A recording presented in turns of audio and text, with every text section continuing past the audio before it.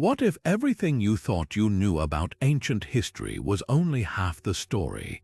Deep in the heart of Anatolia, over 3,000 years ago, a civilization rose to power so formidable.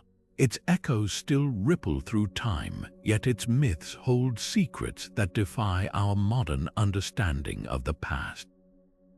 The Hittites, masters of diplomacy and war, builders of sprawling cities and architects of the world's first known peace treaty, left behind more than just crumbling ruins.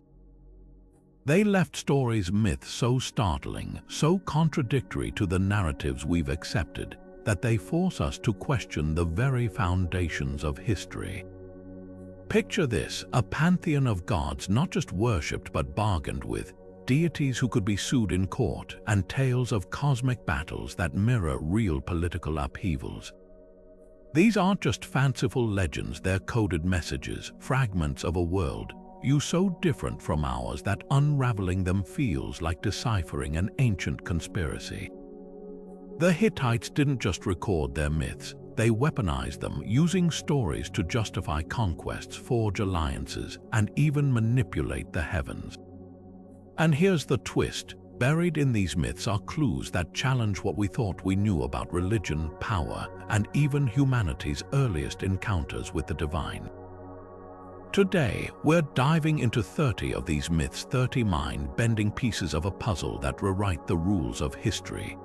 From gods who demand legal contracts to rituals that blur the line between magic and politics, each story is a doorway into a world where myth and reality collide. Why does a civilization known for its ruthlessness also have myths celebrating vulnerability? How could a society so advanced in law and warfare also believe in gods who could be put on trial? The answers will surprise you, unsettle you, and maybe even change how you see the past forever. This isn't just history, it's a revelation, and you're about to witness it firsthand. Among the gods and goddesses of the ancient Hittites, one figure stands apart not just for her power, but for the way she shatters our assumptions about ancient religion. The Sun Goddess of Arinna wasn't just another deity in the pantheon.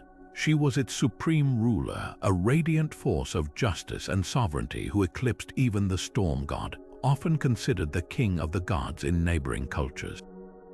What makes her so remarkable? In a world where male-dominated pantheons were the norm, from the Greek Zeus to the Mesopotamian Marduk, her prominence hints at a spiritual tradition far older and more complex than we've been led to believe.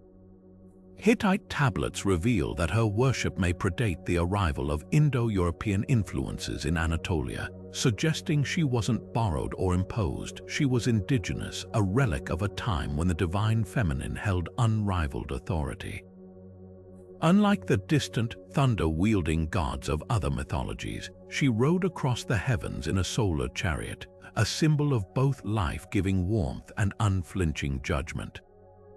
But here's where it gets even more intriguing. Her imagery, the chariot, the solar disk, didn't disappear with the Hittites. Centuries later, similar motifs reappeared in Lycian and Lydian art, cultures that rose from the ashes of the Hittite collapse. Was she quietly passed down, a theological whisper surviving empires? And then there's the way the Hittites interacted with her. This wasn't just blind worship, it was a relationship. Kings invoked her in treaties as the ultimate witness, calling upon her to punish oath breakers. Rituals describe offerings of bread and wine, not out of fear, but as part of a reciprocal bond, as if the goddess herself was bound by the same laws of reciprocity that governed human society. Imagine a deity so integral to the legal system that breaking an oath in her name wasn't just a sin, it was a crime. That's not mythology as we typically understand it. That's mythology as a living, breathing framework for an entire civilization. The Sun Goddess of Arinna didn't just reign over the heavens, she may have mirrored a far more radical reality on earth. While Mesopotamian rulers like Hammurabi etched their laws in stone under the watchful gaze of male gods, Hittite kings knelt before a goddess. The temples at Hattusa tell a story their tablets only hint at, Towering sanctuaries dedicated to her stood at the city's heart, their walls adorned with solar symbols overshadowing even those of the storm god. Archaeologists unearthed something startling in these sacred spaces' thrones. Not just any thrones, but paired seats, one for the goddess's priestess and another for the king, a visual declaration of shared power. In Babylon or Assyria, such a scene would be unthinkable. Dig deeper into the artifacts and the evidence grows louder. Tablet fragments describe queens like Pujuhepa, who didn't just advise her husband but co-ruled, sealing treaties in her own name and corresponding with foreign rulers as an equal. Compare this to Mesopotamia, where royal women were often confined to the harem or temple duties. The Hittites, their legal codes allowed women to own property, initiate divorces, and testify in court rites that would vanish for centuries after their empire fell. But here's the twist: this wasn't some utopia.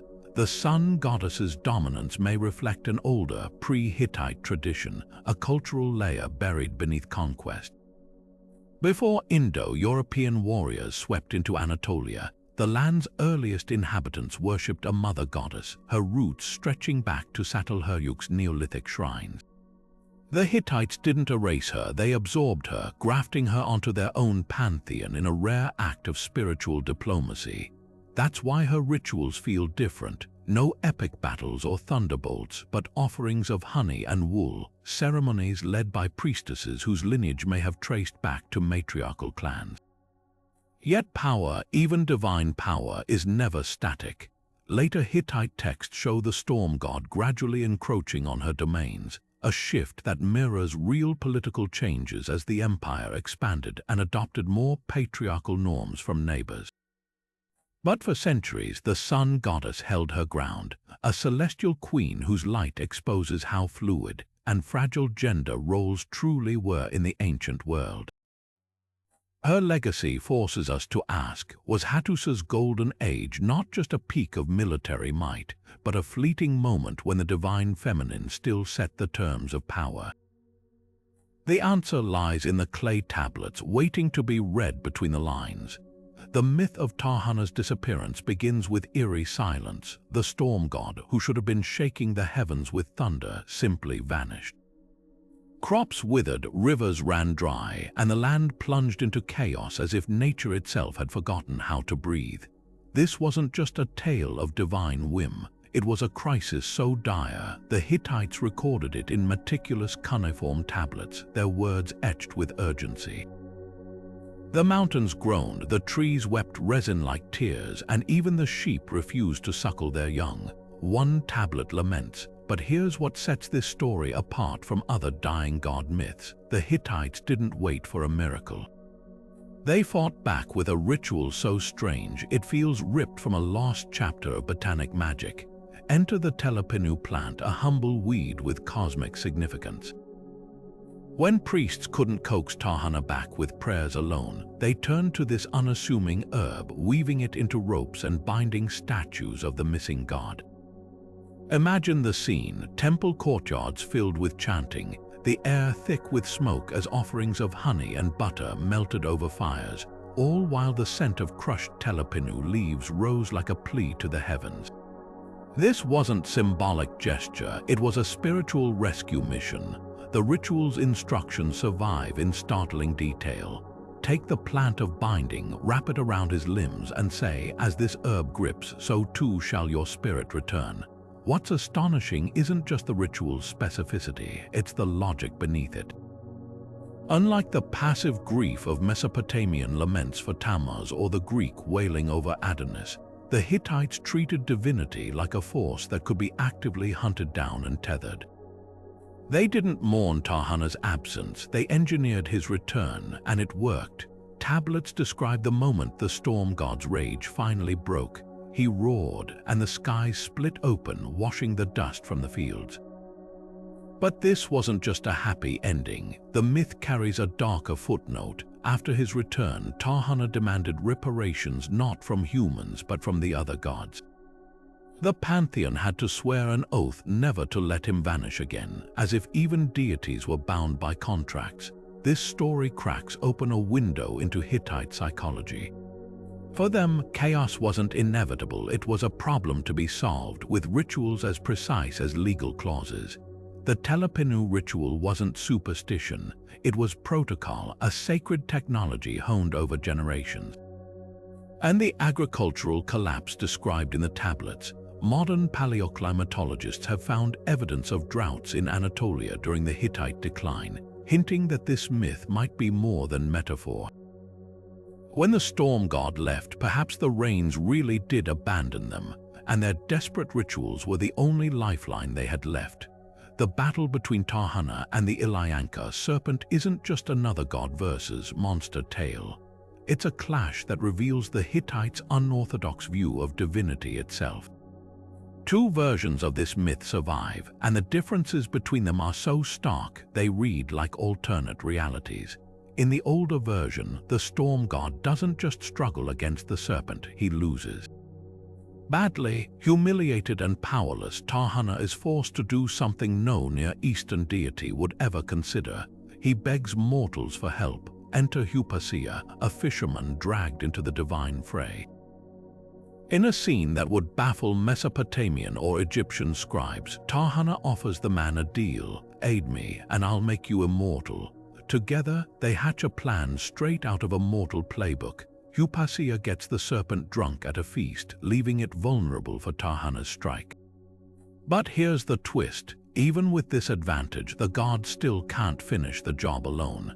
He needs Hypatia to bind the beast with ropes before delivering the killing blow. A god relying on a human's cunning and strength. For cultures where deities were untouchable sovereigns, this would be heresy. Then there's the later version where the story gets rewritten to fit a more conventional mold. Here, Tahana's daughter arranges a marriage to the serpent's son, tricking the monster into attending a wedding where the storm god ambushes it. No mortal help, no messy collaboration, just divine trickery restoring the natural order.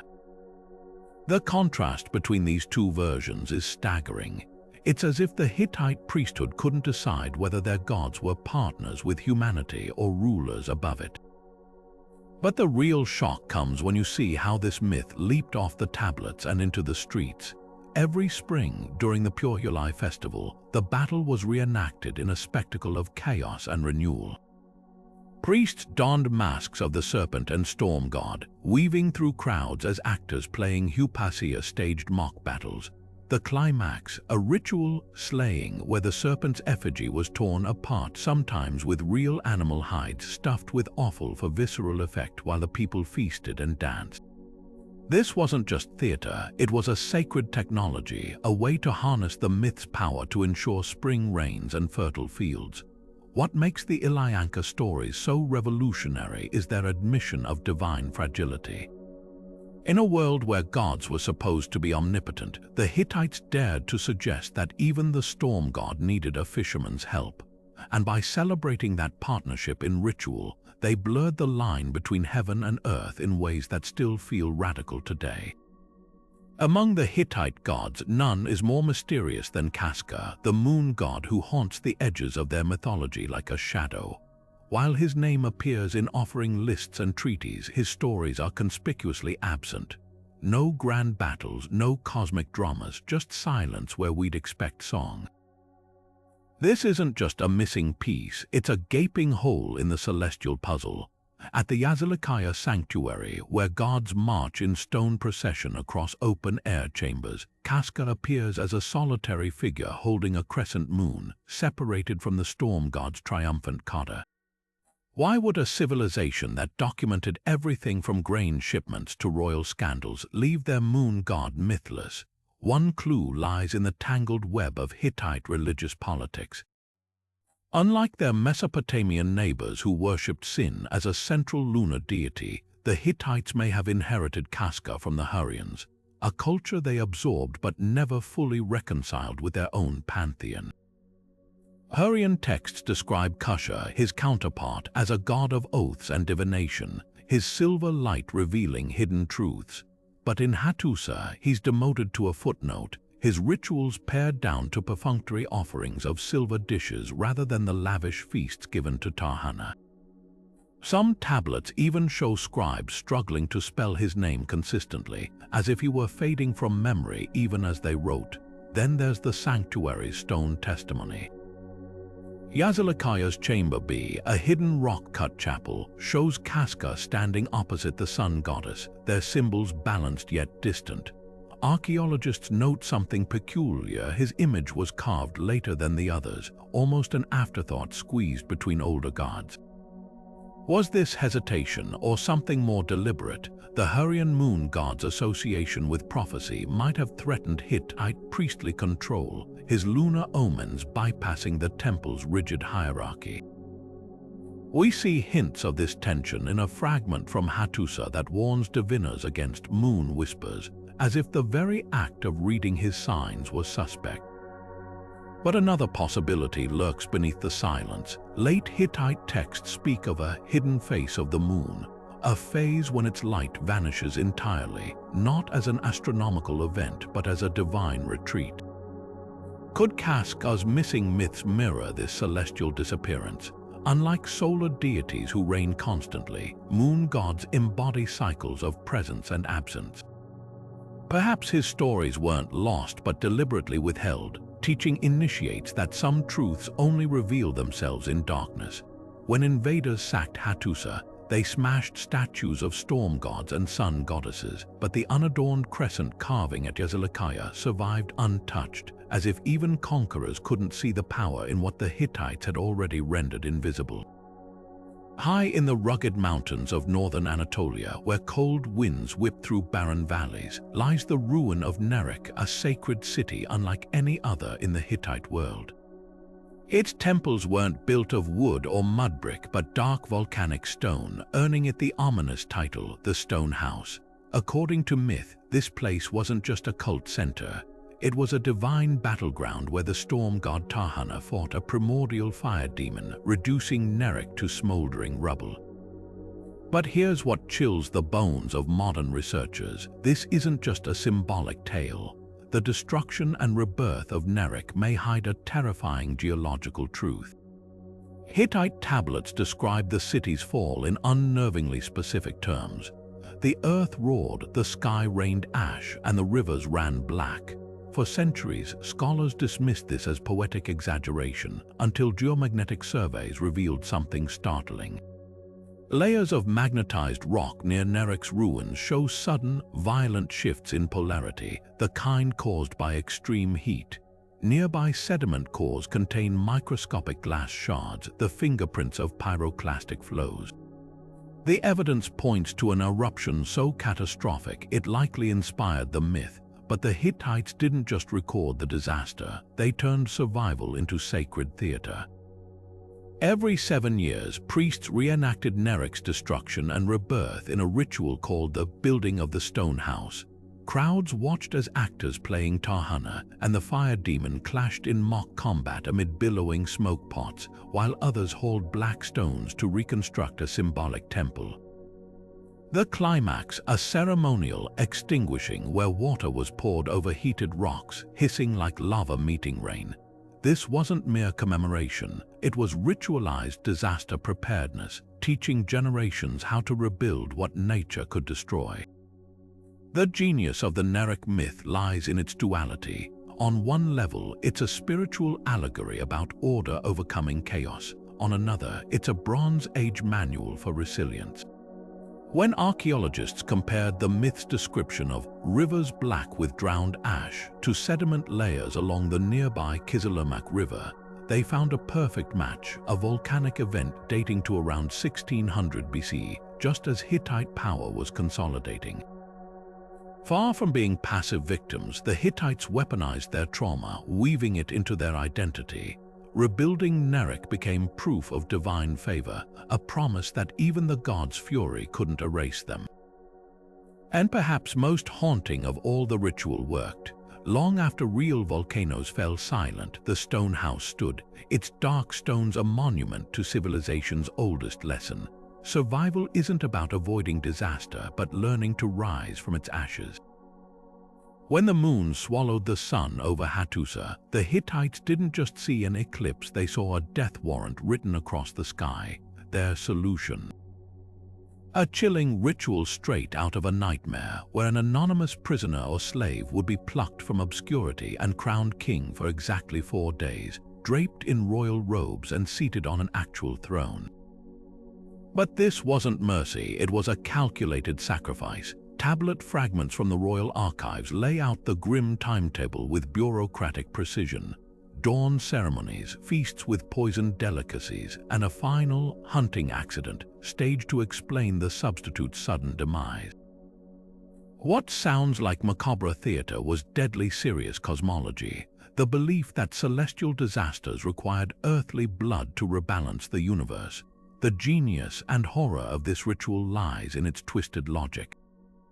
Unlike the Aztecs or Carthaginians who sacrificed victims outright, the Hittites first elevated theirs. For those 4 days, the substitute held absolute power, issuing mock decrees, receiving tribute, even sleeping in the king's bedchamber. Archaeologists found evidence of these fleeting reigns in palace inventories, extra gold rings, hastily tailored garments, and scribbled notes about temporary wine allocations.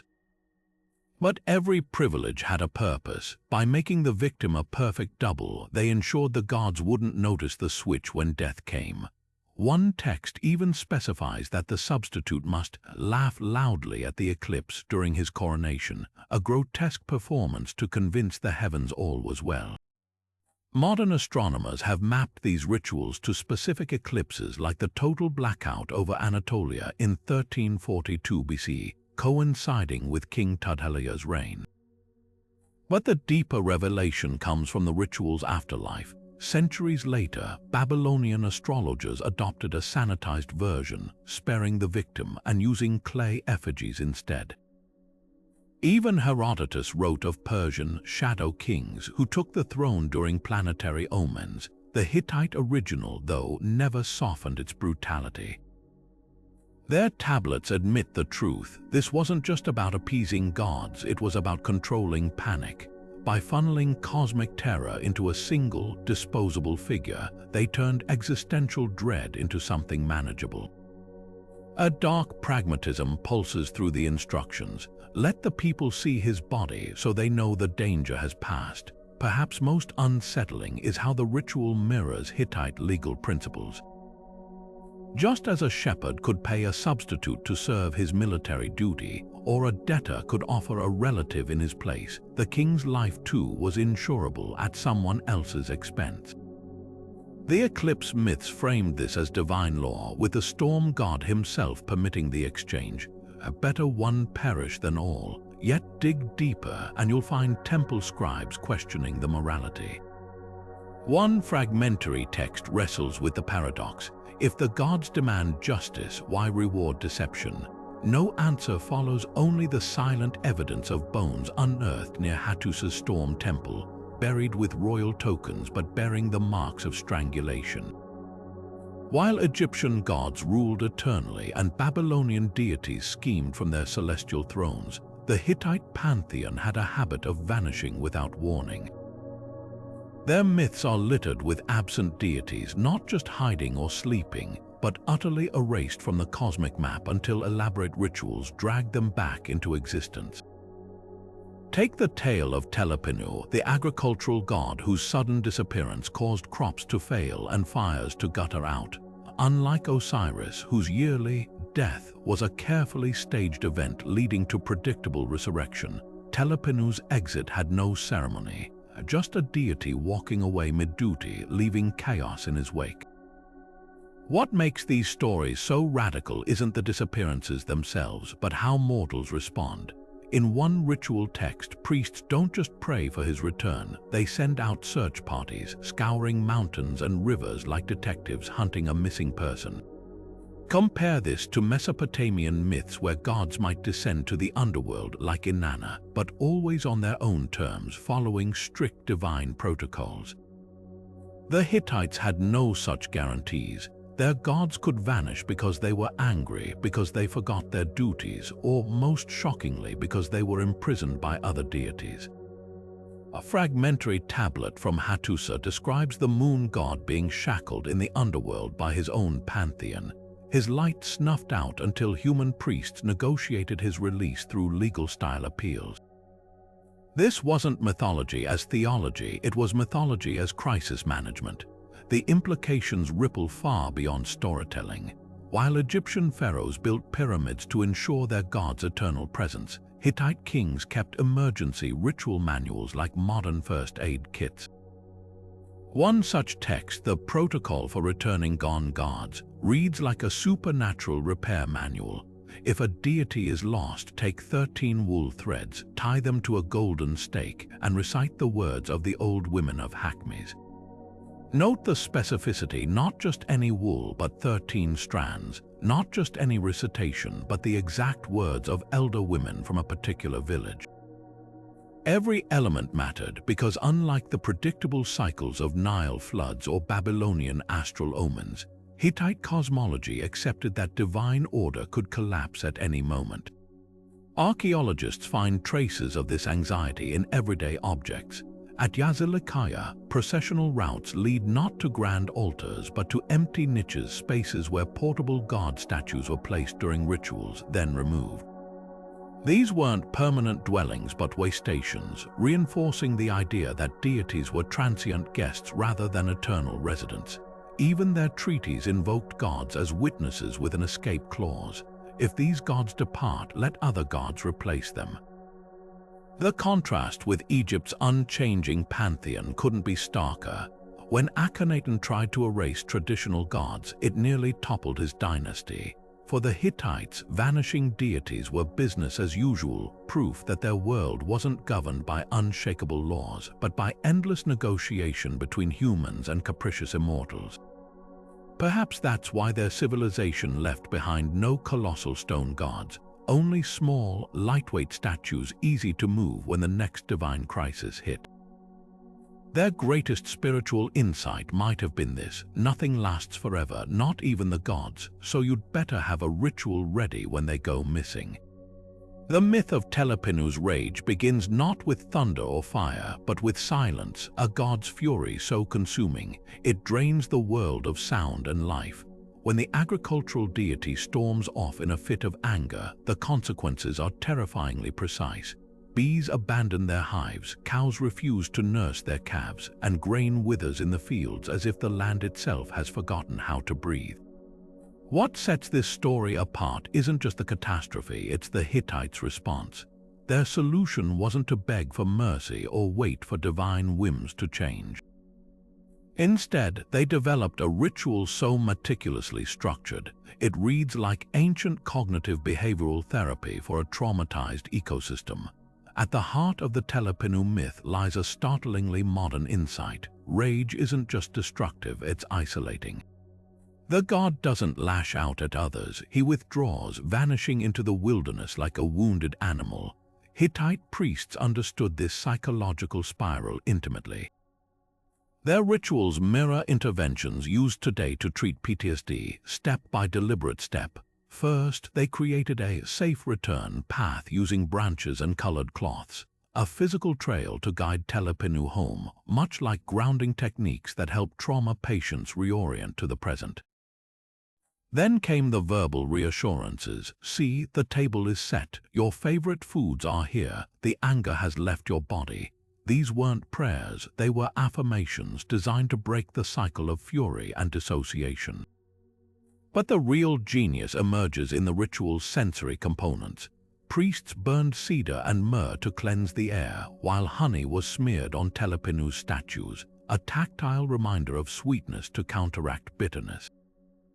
Modern therapists use similar methods, employing weighted blankets or aromatherapy to regulate emotional overload. Even the myth's resolution feels therapeutic. Telepinu doesn't apologize or explain his rage. He simply reintegrates and life resumes. This mirrors contemporary trauma treatments focus on functionality over forced closure. The parallels grow eerier when examining the ritual's final phase. After Telepinu's return, priests performed a symbolic binding of his anger with red wool, not to punish, but to contain. Today, we might call this creating healthy emotional boundaries. The Hittites didn't view divine wrath as something to eliminate, but as energy to be managed. Clay tablets from Hattusa even show variations of the ritual adapted for human anger, suggesting they saw no sharp divide between celestial and mortal psychology. What makes this myth revolutionary isn't just its emotional intelligence, it's the ecological framework. The Hittites didn't separate personal trauma from environmental collapse. A god's unchecked rage could starve nations, just as unprocessed human trauma ripples through communities. Their solution: treat the land and its deities as one would a wounded soul, with structured compassion, sensory regulation, and patient reintegration. In an age where climate despair and collective trauma dominate headlines, Telepinu's story offers a startlingly prescient lesson. Healing begins when we stop demanding instant solutions and start building pathways home. Deep beneath the earth in Hittite mythology lies a bridge unlike any other, not stone, not wood, but a shimmering expanse of black glass known as the Kunkanuzi. This wasn't just a poetic metaphor. The descriptions in funerary tablets are eerily precise. A slippery, reflective span that the dead must cross barefoot, their every misstep echoing through the underworld like shattering ice. But what if this bridge wasn't purely imaginary? Obsidian volcanic glass sharper than surgical steel flowed through Hittite trade routes in staggering quantities, mined from Cappadocia's volcanic fields just days from Hattusa. Archaeologists have found hoards of it, blades and mirrors stacked in tombs as if preparing the dead for their glass-lined journey. Yet there's another layer to this myth that's harder to pin down. The crossing rituals describe sensations that defy simple material explanation. Accounts of the bridge, singing beneath the feet of spirits, its surface showing visions of past lives. This isn't just a description of obsidian's physical properties. It mirrors the effects of tropane alkaloids, hallucinogens found in nightshades like henbane that grow wild in Anatolia. Shamans from Siberia to the Amazon report similar glass-like bridges in trance states, often linked to near-death experiences. A Hittite funerary text even specifies that mourners chew an unidentified, bitter root before ceremonies, claiming it opens the eyes to the path below. The true genius of the Kunkanuzi myth lies in its duality. On one level, it's a brilliant piece of spiritual engineering, a way to process the very real dangers of Anatolia's obsidian trade. Miners descending into volcanic tunnels would have faced reflections dancing in torchlight, their footing precarious on glassy slopes. But on another level, it's a psychedelic roadmap encoding altered states of consciousness into the architecture of the afterlife. Modern neuroimaging shows that both trauma and entheogens can trigger overlapping brainwave patterns, suggesting the Hittites may have stumbled onto a profound truth. Whether through perilous journeys or ritual trances, the line between this world and the next might not be a wall, but a bridge, a fragile, translucent, and vibrating with unseen frequencies. Perhaps that's why the myth survived long after the Hittites fell. Centuries later, Byzantine monks in the same region spoke of a mirror of souls in their death rites, while Seljuk mystics described glass deserts in their visions. The Kunkanuzi wasn't just a story, it was an elemental truth refracted through time like light through volcanic glass. The Kumar cycle doesn't just push boundaries, it devours them. In one of the most visceral myths to survive from the Hittite world, the sky god Anu is dethroned by his own son Kumar in a coup that turns the pantheon into a blood-soaked banquet hall. But this isn't the orderly succession of Greek titans or Egyptian divine lineages. Tablet fragments from Hattusa describe Kumar by biting off Anu's genitals in their battle, then swallowing them, only to discover too late that he's now impregnated with Anu's offspring, including the storm god Tahana. What reads like surreal horror to modern eyes may have been something far more literal to the Hittites. Unlike the symbolic consumption found in other mythologies like Cronus swallowing his children whole only to regurgitate them later, the Kumar texts specify anatomical details with chilling precision. His seed flowed like bronze into Kumabai's belly, mingling with his organs. This isn't metaphor, it's divine surgery. Archaeologists stumbled onto a disturbing clue when they analyzed residue from Hittite temple kitchens. Alongside the expected charred remains of sheep and cattle, they found traces of human bone fragments mixed with high-status ceramics vessels typically reserved for elite or divine offerings. While some dismissed this as funerary practice, the timing coincides with tablets referencing the Great Binding, an annual reenactment of Kumabai's feast where priests consumed mixtures of animal organs and pomegranate seeds, their juices deliberately evoking the myth's grotesque imagery. The ritual's instructions are explicit. The flesh must be torn, not cut, and the blood caught in silver bowls. This wasn't symbolic communion, it was culinary theater designed to bridge the gap between myth and reality. But the cycle's true shock lies in its aftermath. Unlike other cannibal tales where the act is framed as monstrous, Kumabai's consumption becomes the catalyst for creation. The gods born from his devouring Tahana among them inherit fragments of Anu's power, forging a new order from digestive chaos. Hittite legal texts even echo this paradox, with laws stating that stolen property, once digested into a thief's household, could legitimize ownership after 3 generations. The message is clear. In Hittite cosmology, even violation could be alchemized into authority. Yet the myth's most unnerving legacy may be its psychological acuity. Kumarbai isn't just a villain, he's a traumatized figure, racked by the consequences of his own hunger. Later tablets describe him vomiting up stones in a futile attempt to expel his divine pregnancy, a scene modern clinicians recognize as the somatic toll of guilt. The Hittites didn't shy from this complexity. Their rituals included cleansing ceremonies where participants spat out pebbles to mimic Kumabai's agony, transforming the god's shame into collective catharsis.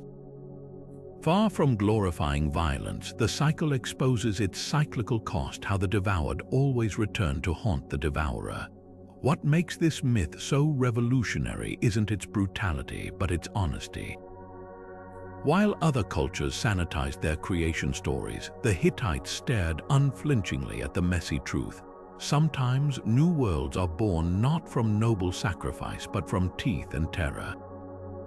Their gods didn't transcend primal instincts, they embodied them, reminding worshippers that even divinity has a body with all its hungers and consequences. Buried beneath layers of cuneiform in a cracked clay tablet from Hattusa lies a passage so perplexing, it challenges everything we thought we knew about the Hittites' view of progress. The so-called Silver Age tablet describes a time before bronze and iron, an era when gods and humans lived in harmony without metal, using tools of stone and wood that broke but never harmed. At first glance, this seems like just another lost Golden Age myth, but read closer and the contradictions multiply.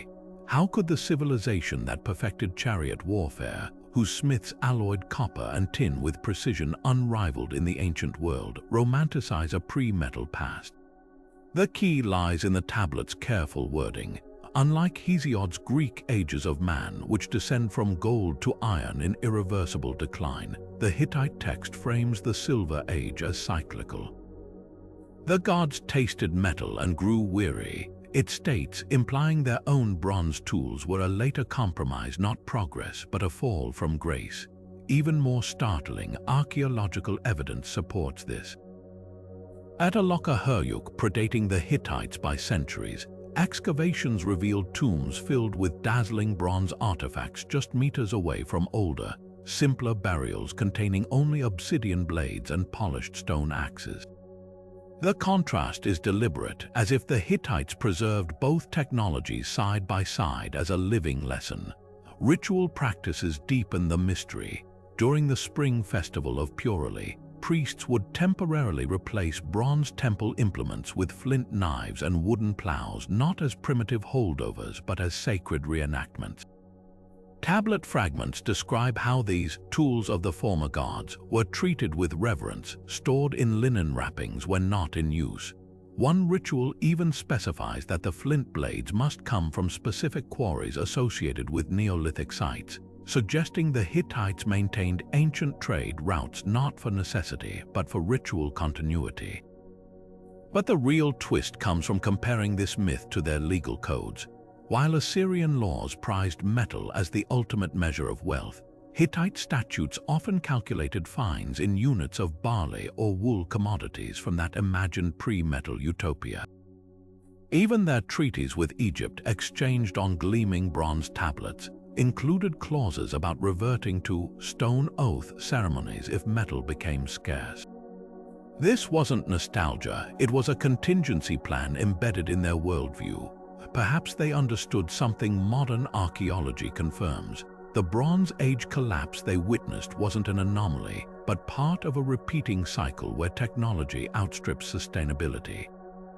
The Silver Age myth's greatest revelation isn't about the past, it's about foresight. In a civilization that mined mountains for copper and deforested landscapes to fuel smelters, they kept alive the memory of a time before extraction. Their myths whisper a warning we're only now beginning to hear. Innovation and innocence don't always walk hand in hand. When modern metallurgists analyze Hattus's bronze, they find something unexpected: recycled fragments from older objects, melted down again and again. The Hittites didn't just forge metal, they preserved it in an endless loop, as if preparing for the day the gods might grow weary again. In the torch-lit courtyards of Hattusa, a ritual unfolded so bizarre that even seasoned archaeologists struggle to explain it. According to fragmented tablets from the royal archives, certain bulls destined for sacrifice didn't just die quietly, they spoke, not in grunts or bellows, but in clear, prophetic words that priests recorded verbatim. One such account describes a white bull with crescent-marked flanks predicting a coming drought. When the rivers forget their courses, its voice, neither animal nor man, but like stone rubbing stone.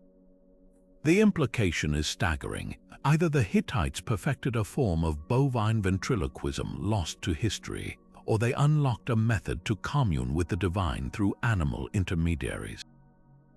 The mechanics of these talking bulls become clearer when examining the ritual's preparatory stages. Days before sacrifice, the animals were isolated in dark chambers lined with copper sheets, a detail that initially puzzled researchers until they realized copper's acoustic properties. When struck or rubbed, the walls would produce eerie, resonant frequencies. Combine this with a sacred beer mentioned in the texts, brewed with ergot-infected barley known to cause auditory hallucinations, and a plausible scenario emerges. Priests hidden in adjacent chambers could have manipulated sounds while participants, under the influence of psychoactive compounds, perceived them as speech emanating from the bull itself.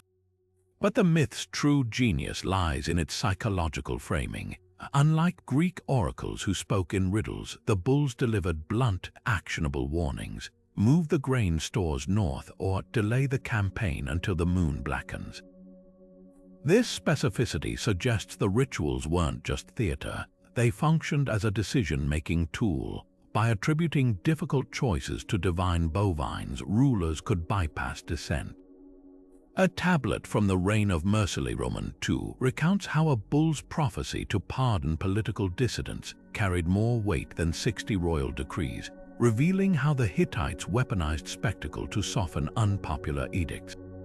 Modern experiments lend chilling credibility to these accounts.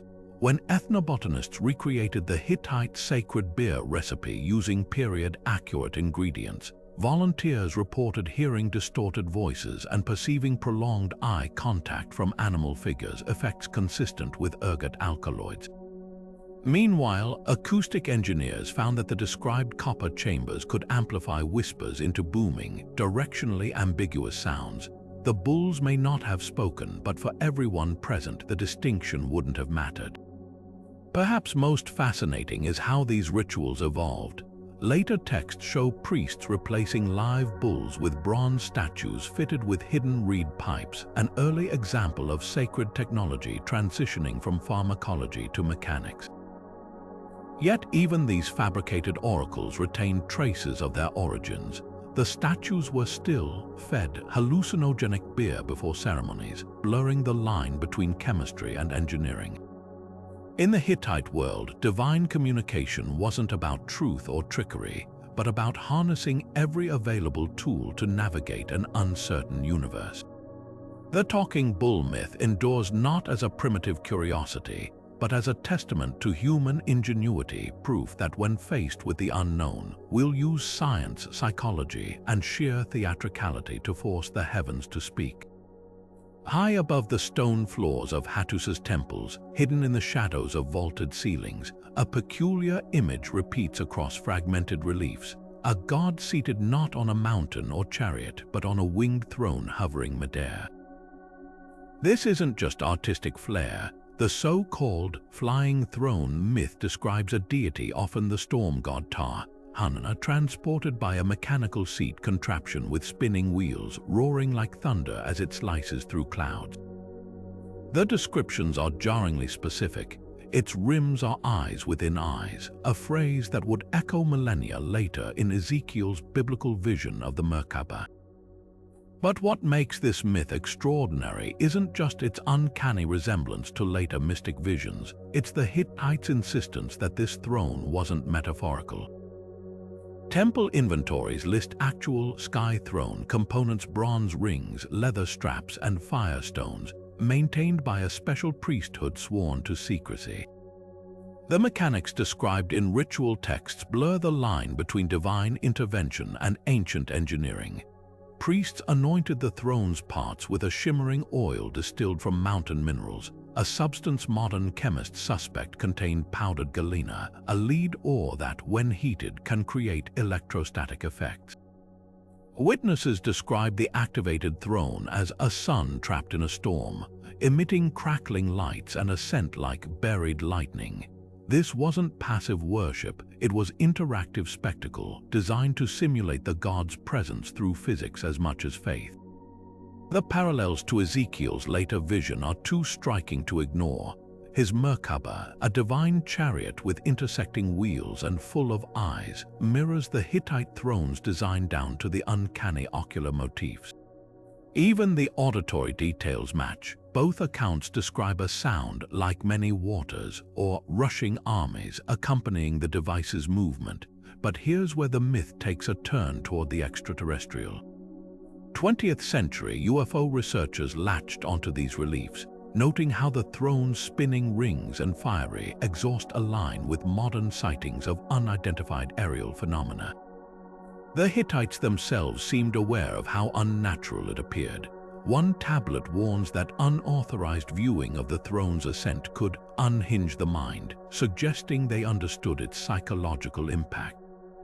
Recent excavations near Archaeological revealed a buried workshop containing half-finished bronze hoops and charred quartz crystals, evidence that priests might have been attempting to replicate the phenomenon on a smaller scale.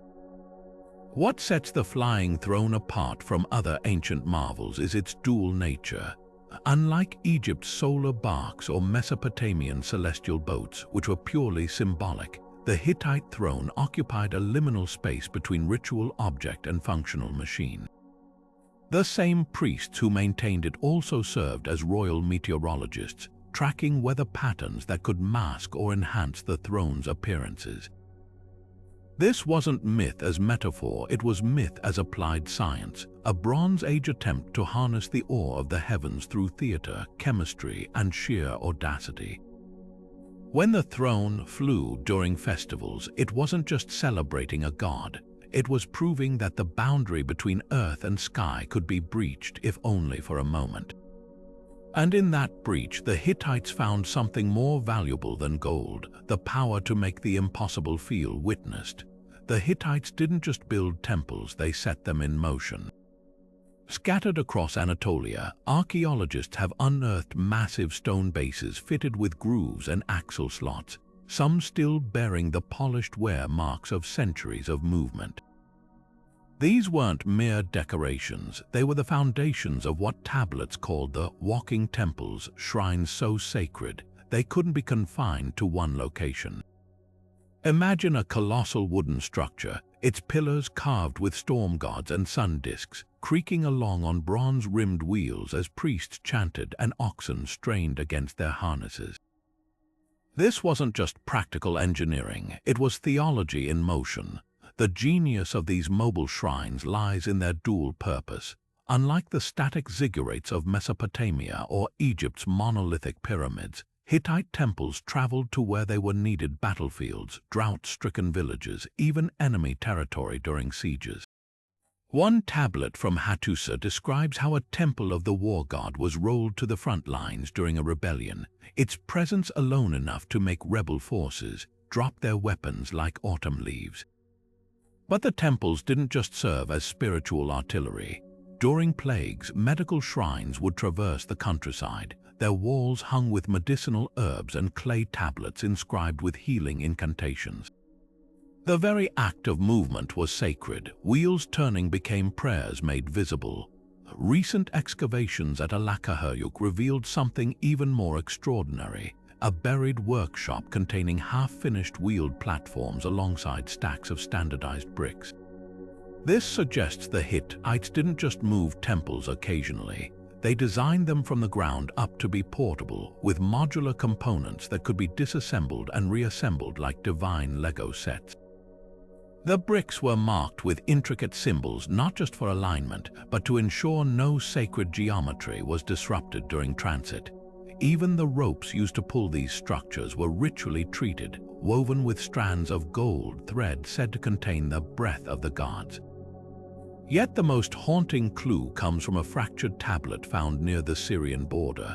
It recounts a temple's final journey, not by human hands, but seemingly on its own. After a devastating earthquake, witnesses claim to see the shattered shrine right itself like a wounded stag and roll slowly into the forest before vanishing.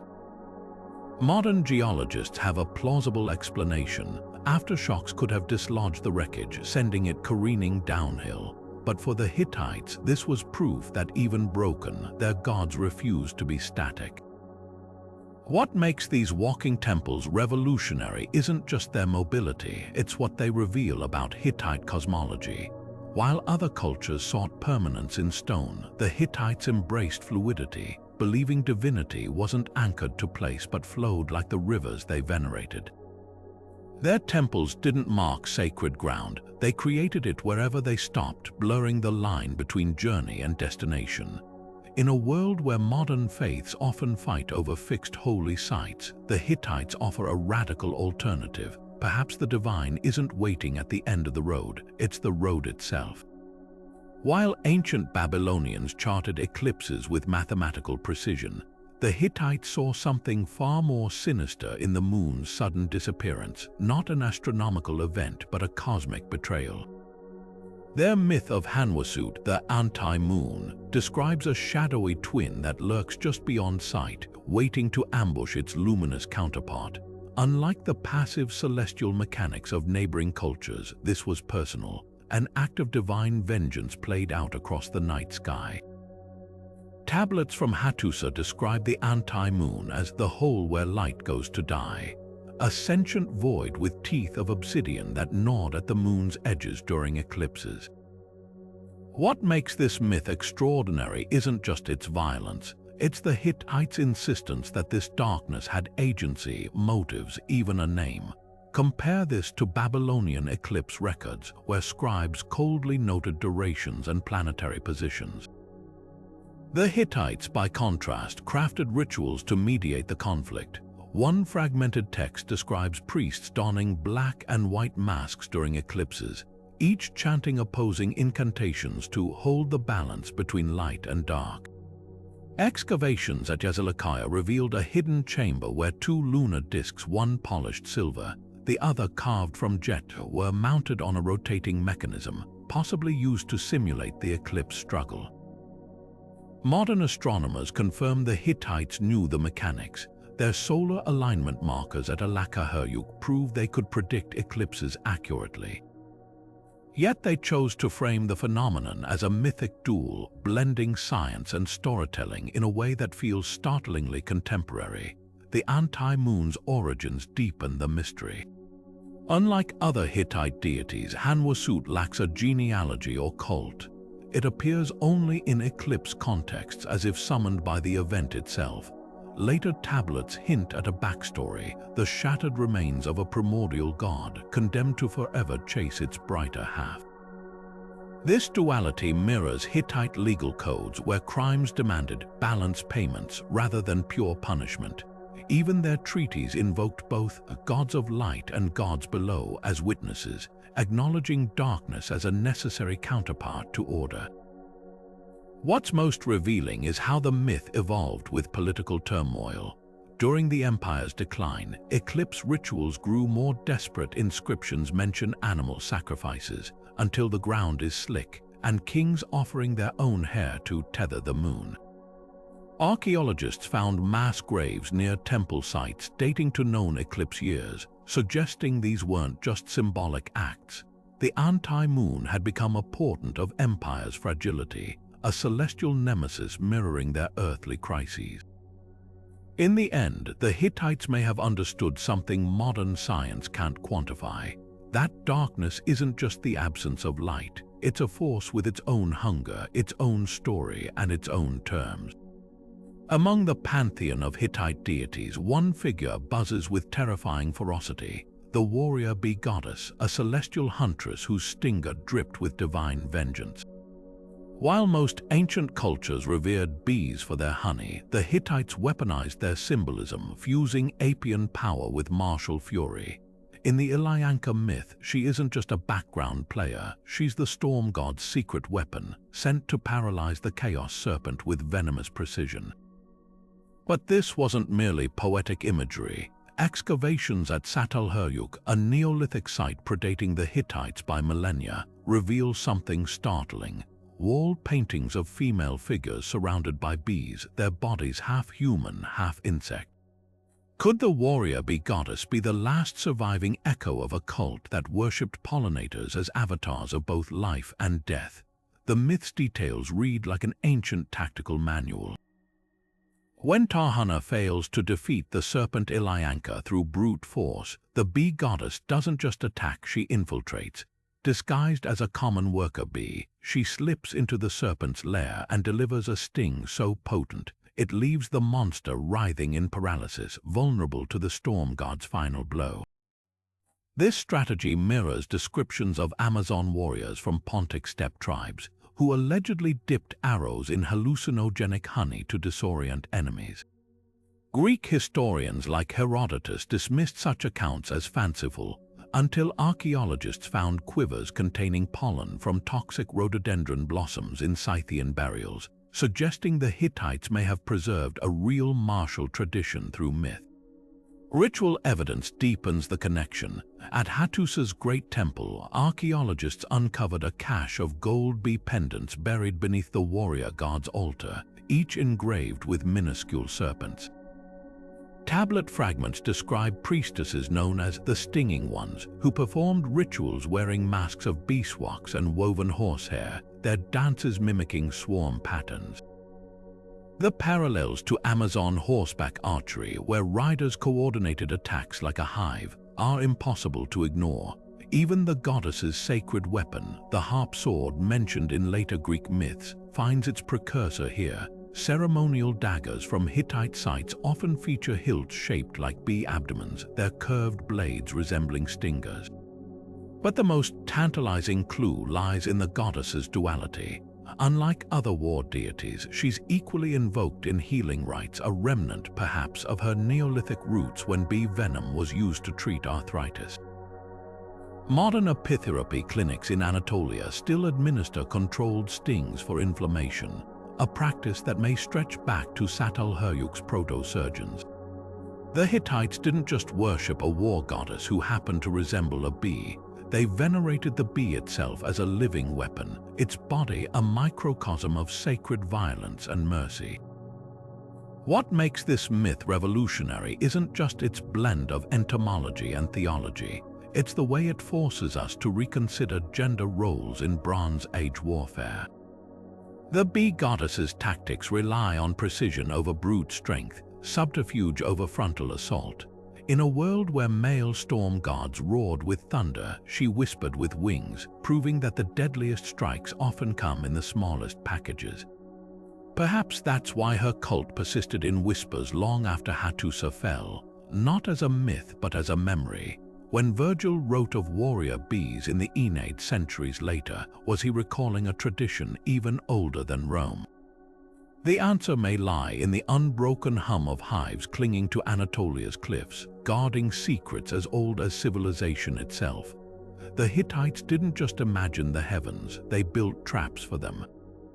One of their most striking myths describes the copper net of heaven, a celestial fishing web woven by the storm god to ensnare rebellious deities who threatened to unravel cosmic order.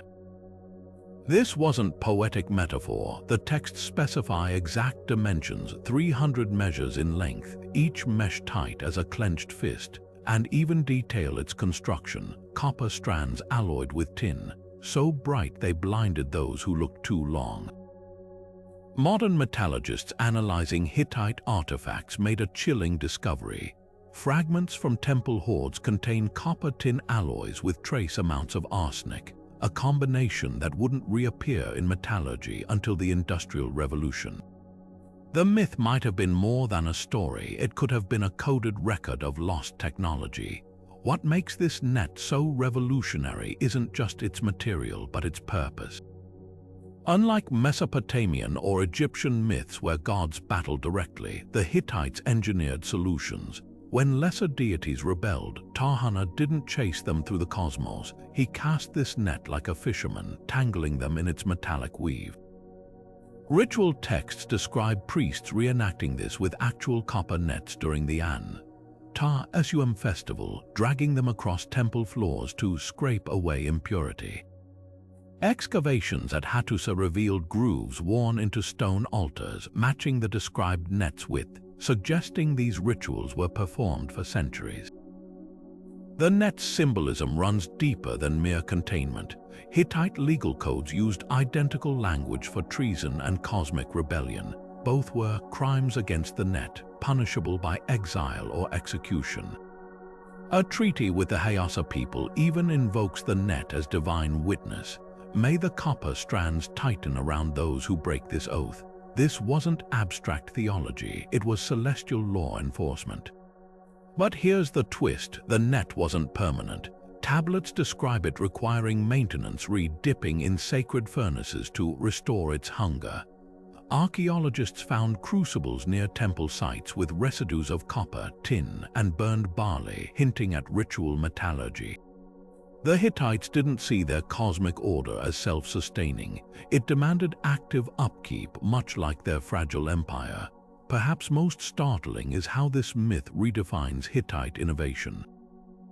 While we credit them for chariots and treaties, the copper net suggests they may have pioneered something even more profound.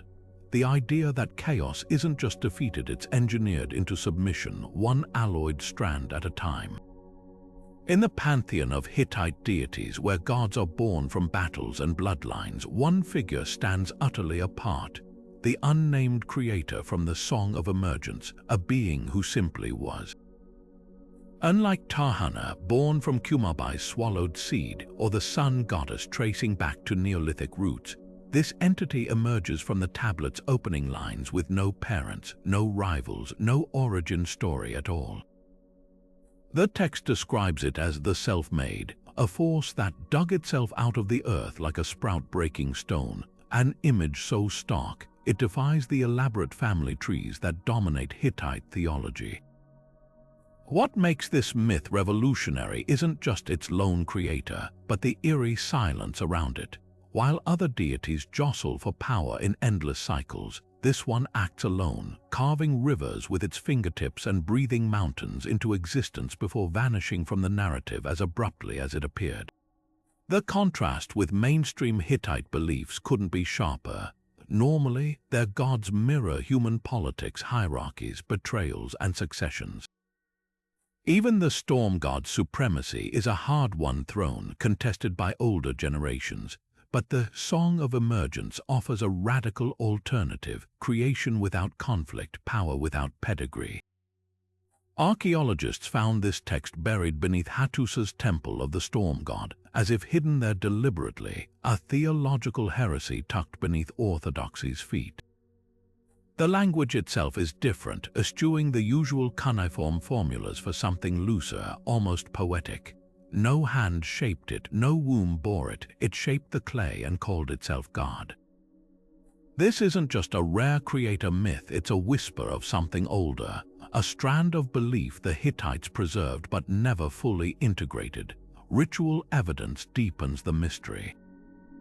At Yazilikai's open-air sanctuary, amidst the procession of familiar gods, one relief stands isolated, a faceless figure holding a staff that bifurcates into roots and branches. No inscriptions identify it, yet its central placement suggests importance.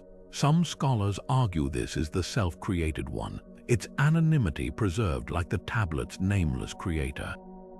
Supporting this, excavations at Alakahuruk uncovered a votive pit filled with unbaked clay figurines, crude, limbless shapes unlike the detailed deities found elsewhere.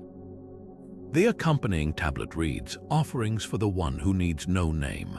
Were these attempts to honor a god outside the usual structures, a being too primal for idolatry? What's most startling is how this myth refracts through later traditions. The self-made deity's description emerging from earth, forming landscapes by touch, echoes in Phrygian Cybele's birth myths and even the biblical Yahweh's "I am that I am." Yet the Hittites never developed this concept further. It lingers in their records like a fossil, a remnant of a spiritual possibility too radical for their world of divine dynasties. Perhaps that's why the Song of Emergence ends not with triumph, but with the creator walking into a river and dissolving, not dead, but relinquishing its role once the work was done. In a pantheon obsessed with lineage and legacy, here was a god who existed only to cease existing, leaving behind a world too complex for a single hand to hold. The Marasanta River didn't just flow, it spoke. Hittite tablets describe its waters not as a mere natural feature, but as a divine oracle, its currents whispering prophecies to those who knew how to listen. Unlike the cryptic riddles of Delphi or the smoke visions of Mesopotamian seers, the river's revelations came in a language both immediate and unsettlingly precise. One fragment recounts how it warned a general to avoid a mountain pass when the willow leaves turned silver, a phrase that seemed nonsensical until scouts found the trail buried under unexpected snowfall, glinting like metal in the dawn light. But this wasn't mere poetry. Modern hydrological surveys of the ancient Marasanta, now the Kizilurmak River, reveal something extraordinary: high concentrations of lithium and boron in its sediments, minerals known to alter neural function when ingested. The Hittites may have stumbled upon a natural psychoactive phenomenon, turning geography into theology. Priests who served as the river's interpreters followed rituals that read like early chemistry experiments. Tablet fragments detail how they fasted for 3 days before ceremonies, drinking only from certain bends where whirlpools stirred the mineral-rich silt. Then came the listening, lying face down on special copper plates set into the riverbank, their bodies forming a circuit between earth, metal, and water. Contemporary neurologists note that lithium, often used today to treat bipolar disorder, can heighten sensory perception in low doses, while boron has been linked to vivid dream states. Combine these with the rhythmic rush of water vibrating through copper, a conductor of both electricity and sound, and the stage was set for transcendent experiences. Small wonder the Hittites called the practice wedding the ear to the god's tongue. Archaeology confirms the river's sacred status. At nearby Shapanuwa, excavators unearthed a terraced complex with channels directing water into stone basins, each carved with cuneiform instructions for stilling the mind before the waters speak. The most revealing find, dozens of shallow ceramic cups with residue testing positive for lithium carbonate, lodged in cracks where groundwater would have seeped through lithium-rich rocks. This wasn't accidental exposure. It was calibrated consumption, a Bronze Age precursor to modern mood stabilization therapies. Even the cup's designs suggest intentionality. Their thin walls allowed drinkers to feel the water's temperature shift, a tactile cue that may have deepened trance states. Yet the river's prophecies carried a dark edge. Unlike passive divination methods like reading animal entrails, the Marasanta demanded dialogue. One tablet records how it corrected a priest mid-ritual, its voice rising like a sudden storm to rebuke his assumptions. Others describe it demanding offerings of spelled grain, barley, soaked and fermented in its own waters, a process that would have concentrated its psychoactive elements. The river didn't just answer questions, it shaped them, its mineral-laden flow altering both mind and message. When archaeologists compared prophecy texts to historical events, they found a disturbing pattern. The river's accuracy spiked during droughts when water levels dropped and mineral concentration would have been highest. The drier the crisis, the sharper the foresight, a feedback loop of suffering and revelation. What makes this myth so revolutionary is its blending of ecology and epistemology. The Hittites didn't just deify a river, they recognized its chemistry as a conduit to knowledge, turning geochemical accidents into sacred technology. Their priests were perhaps history's first neuropharmacologists, harnessing the land's latent properties to expand human perception. Long before labs or clinical trials, they understood something we're only now relearning, that the boundaries between mind, body, and environment are far more porous than they seem. The Marasanta's voice may have fallen silent, but its lesson echoes across millennia. Sometimes truth doesn't come from above, but from the very ground beneath our feet. The Hittites didn't just worship gods, they negotiated with mountains. In their world, peaks like Hazi weren't silent sentinels of stone. They were living, breathing entities with the power to witness oaths, enforce treaties, and punish oath-breakers alongside deities. One surviving treaty with the Mitanni kingdom lists Mount Hazi right between the storm god Tarhana and the Sun Goddess of Arinna, not as a poetic flourish, but as a full legal signatory. This wasn't mere animism, it was a radical fusion of geography and theology, where the land itself held judicial authority. What makes this belief so extraordinary is its tangible impact on Hittite diplomacy. When scribes drafted treaties, they didn't just invoke abstract natural forces, they named specific mountains, referencing their unique personalities and jurisdictions. A clay tablet from Hattusa describes Mount Zalionu as the stern judge, known for avalaniding treachery upon liars, while Mount Piskurunu was celebrated for its merciful winds toward honest petitioners. Modern geologists have mapped these peaks and found something startling. The mountains singled out in treaties often sit atop fault lines or thermal springs, places where the earth visibly trembles or exhales vapors. The Hittites weren't projecting human traits onto inert rock. They were interpreting geological activity as divine speech. Rituals brought this belief to life. Before sealing important agreements, envoys would trek to the slopes of Hazi or Tata, where priests performed ceremonies using stone tablets etched with treaty terms. These weren't left as offerings, they were read aloud to the mountain, sometimes pressed into crevices where echoes would amplify the words. One fragmentary text instructs, "Let the scribe's voice bounce 3 times from the cliff before the king places his seal." Archaeologists discovered such tablets wedged into fissures near Hittite border markers, their edges worn smooth by wind and water, proof that these weren't symbolic gestures but sustained dialogues with the landscape. The mountain's testimony carried real legal weight. A boundary dispute with the Kaskans was settled when witnesses reported seeing mist rise from Mount Ziyara in a pattern resembling cuneiform signs interpreted as the peak's endorsement of Hittite claims. Another treaty recounts how an avalanche buried a village that violated its terms, with scribes noting Hazi's verdict was swift. Modern climatologists confirm unusual snowfall that year, suggesting the Hittites saw natural disasters not as random tragedies, but as deliberate acts of jurisprudential wrath. But the most fascinating evidence comes from the mountains themselves. At the base of Mount Daha, excavators found a platform of alternating limestone and basalt slabs, materials chosen not for durability but for their acoustic properties. When struck, the stones produce distinct tones that resonate up the slopes, creating the illusion of a rumbling response. The Hittites didn't just believe mountains could speak, they built technology to make the conversation audible. This wasn't primitive superstition, it was an ancient form of geomancy, treating the earth as an active participant in human affairs rather than a passive stage. Perhaps that's why these myths feel so alien yet eerily prescient.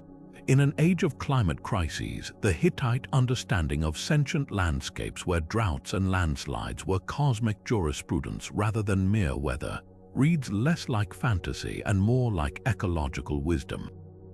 Their treaties didn't just bind kings, they bound humanity to the land's terms, with mountains as both witnesses and enforcers. When modern hikers traverse Anatolia's peaks today, they walk paths once considered the furrows of a sleeping giant's brow, where every rockslide and spring was part of an ongoing testimony the Hittites dared to translate. Most civilizations feared the ghosts of dead kings. The Hittites invited them back for an encore. Hidden in the labyrinthine royal archives of Hattusa lies a myth so bizarre it defies everything we know about ancient rulership, the time loop kingship, where each new monarch didn't just inherit the throne, but relived key moments from their predecessors' reigns as though trapped in a sacred echo. Unlike the linear dynasties of Mesopotamia or Egypt, where kings carved their unique legacies in stone, the Hittites crafted a cosmology where sovereignty wasn't just transferred, it recycled. The mechanics of this belief emerge in coronation rituals so precise they border on theater direction. When a new king ascended, priests would recreate specific scenes from his ancestors' rule not as homage but as temporal bridges. Tablet fragments describe Tudhelia Roman IV reenacting Sepululima famous treaty negotiation with Egypt down to the hour of day and angle of sunlight, wearing his predecessor's preserved robe until the sweat patterns aligned. Archaeologists found evidence of these recreations in palace frescoes depicting two identical kings separated only by a wavy golden line, a visual representation of time bending.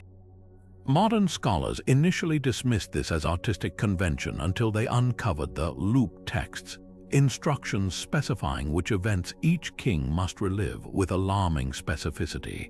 When the moon matches the shape it held during the Battle of Kadesh, the king shall speak the words spoken then, though the enemy be dust. What makes this myth revolutionary isn't just its cyclical view of history, it's the psychological burden it placed on rulers. Mesopotamian kings sought to outshine their forebears. Hittite monarchs aimed to merge with them.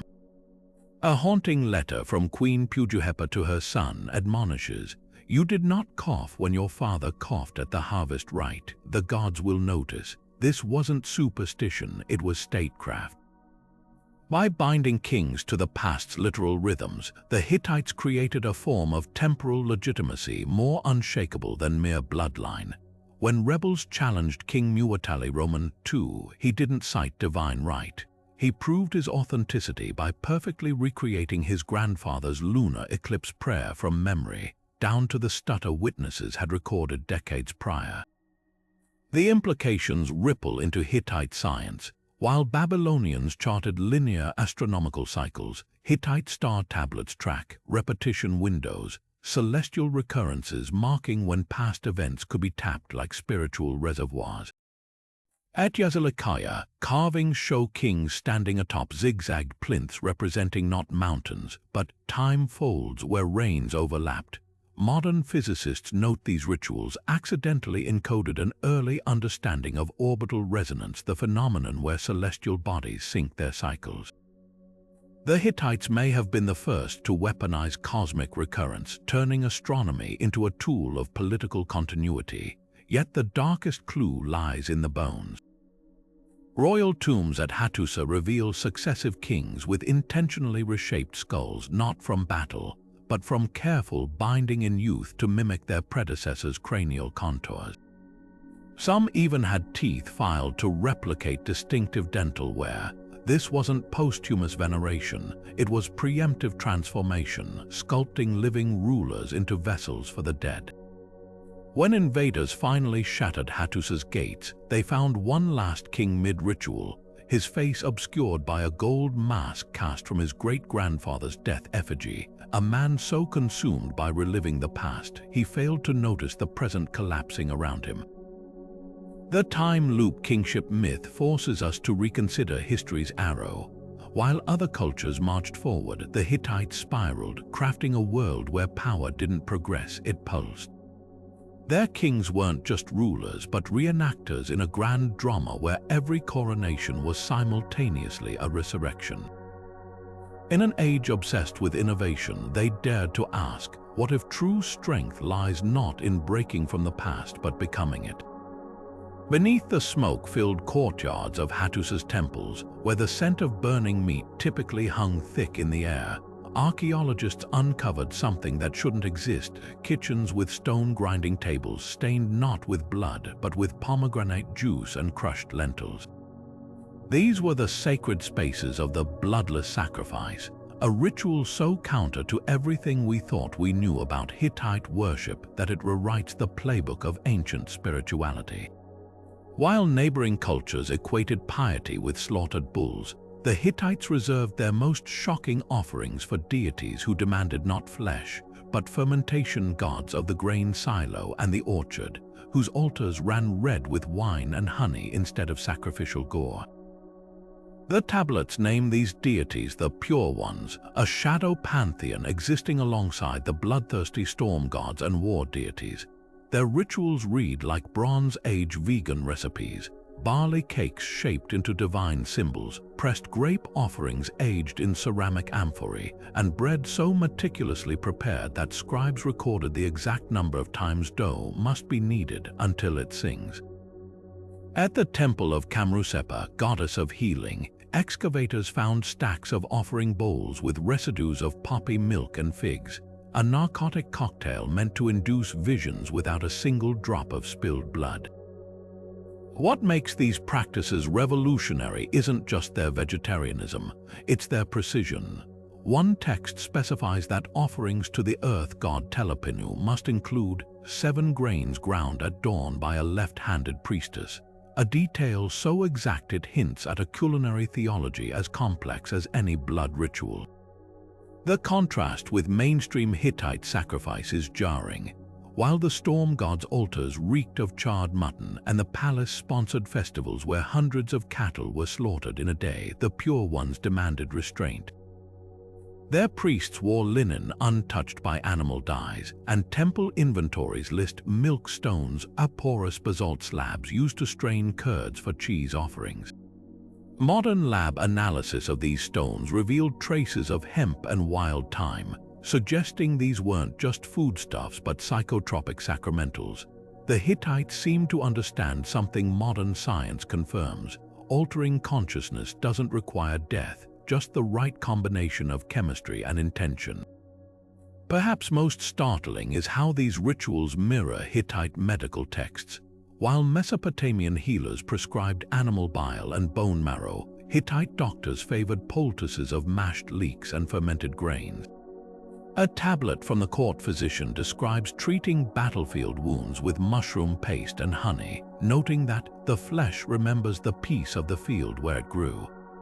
This wasn't just practicality, it was philosophy. The bloodless sacrifice reveals a strand of Hittite thought that saw divinity not in domination but in cultivation, not in taking life but in coaxing it forth.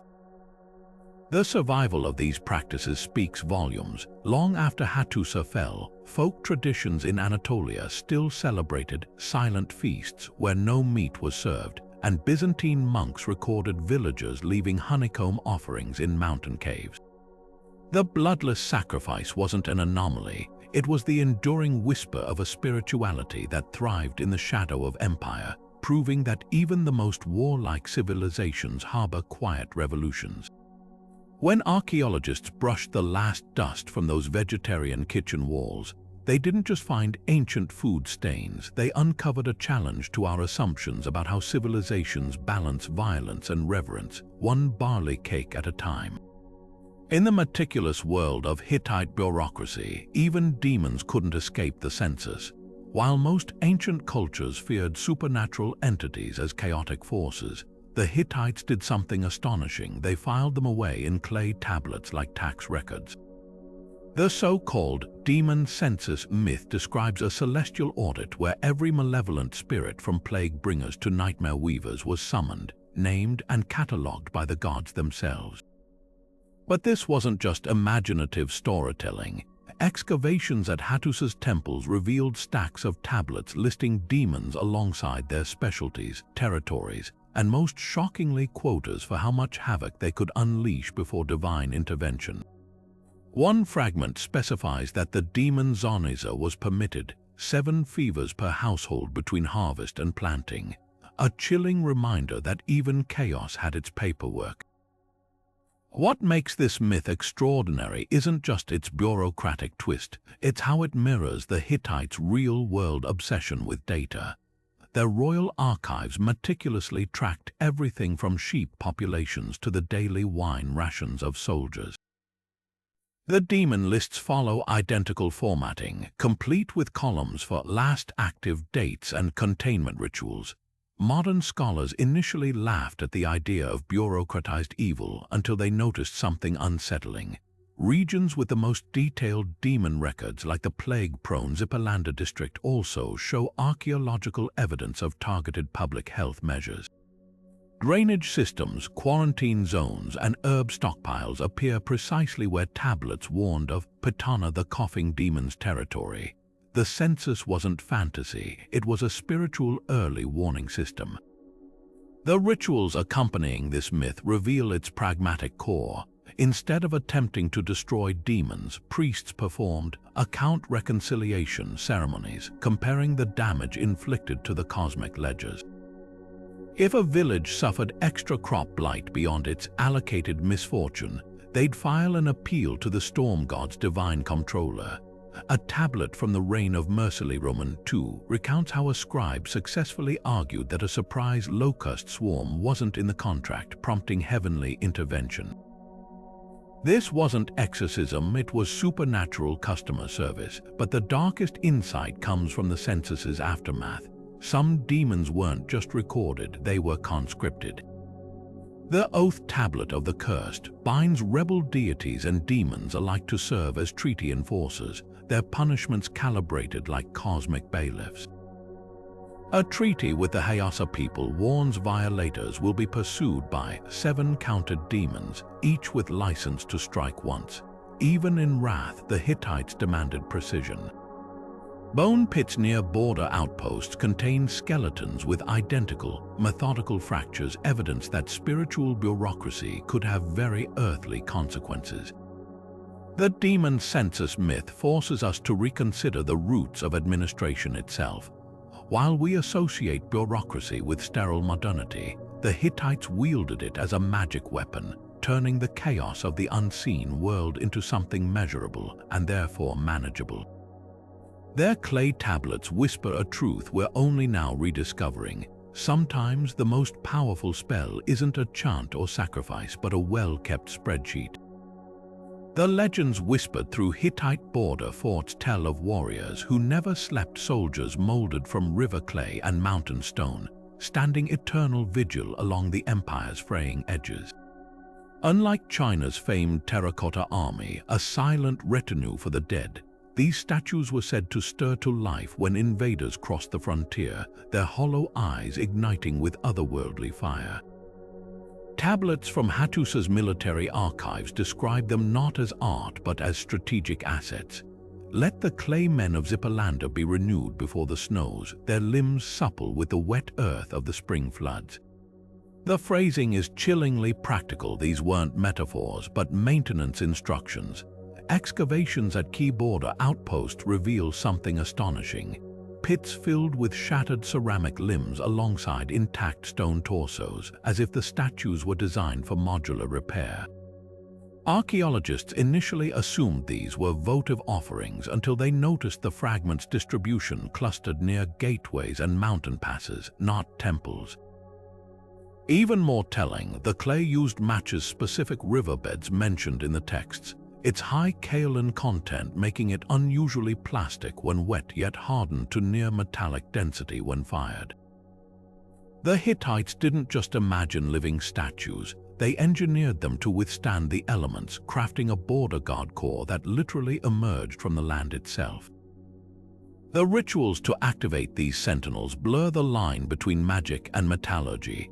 A fragmented tablet from the garrison at Carchemish details a midnight ceremony where priests anointed the statue's joints with a mixture of magnetite dust and fermented fig sap, a concoction modern tests show could create eerie electrochemical reactions when exposed to dew.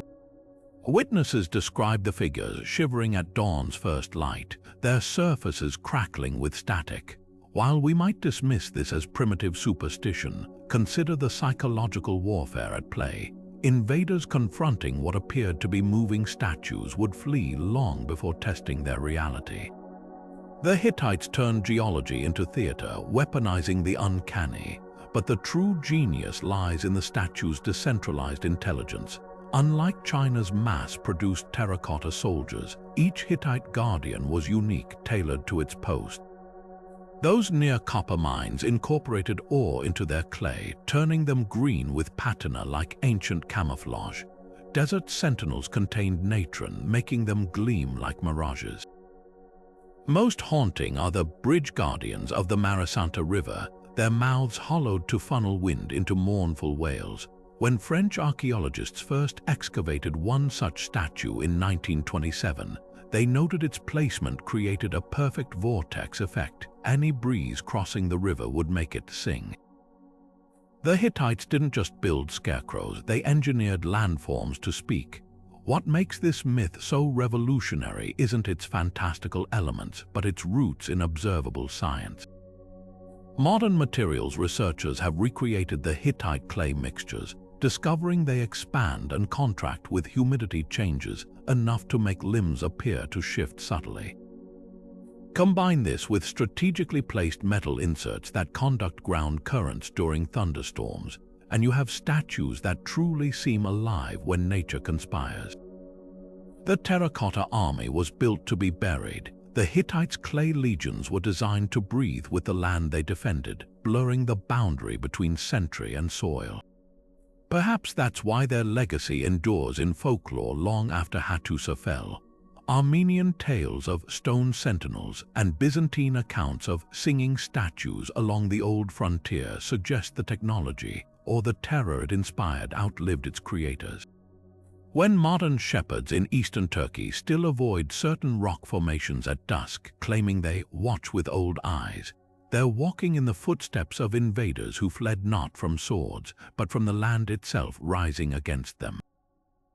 The Hittites didn't just defend their borders, they made the earth remember its allegiance.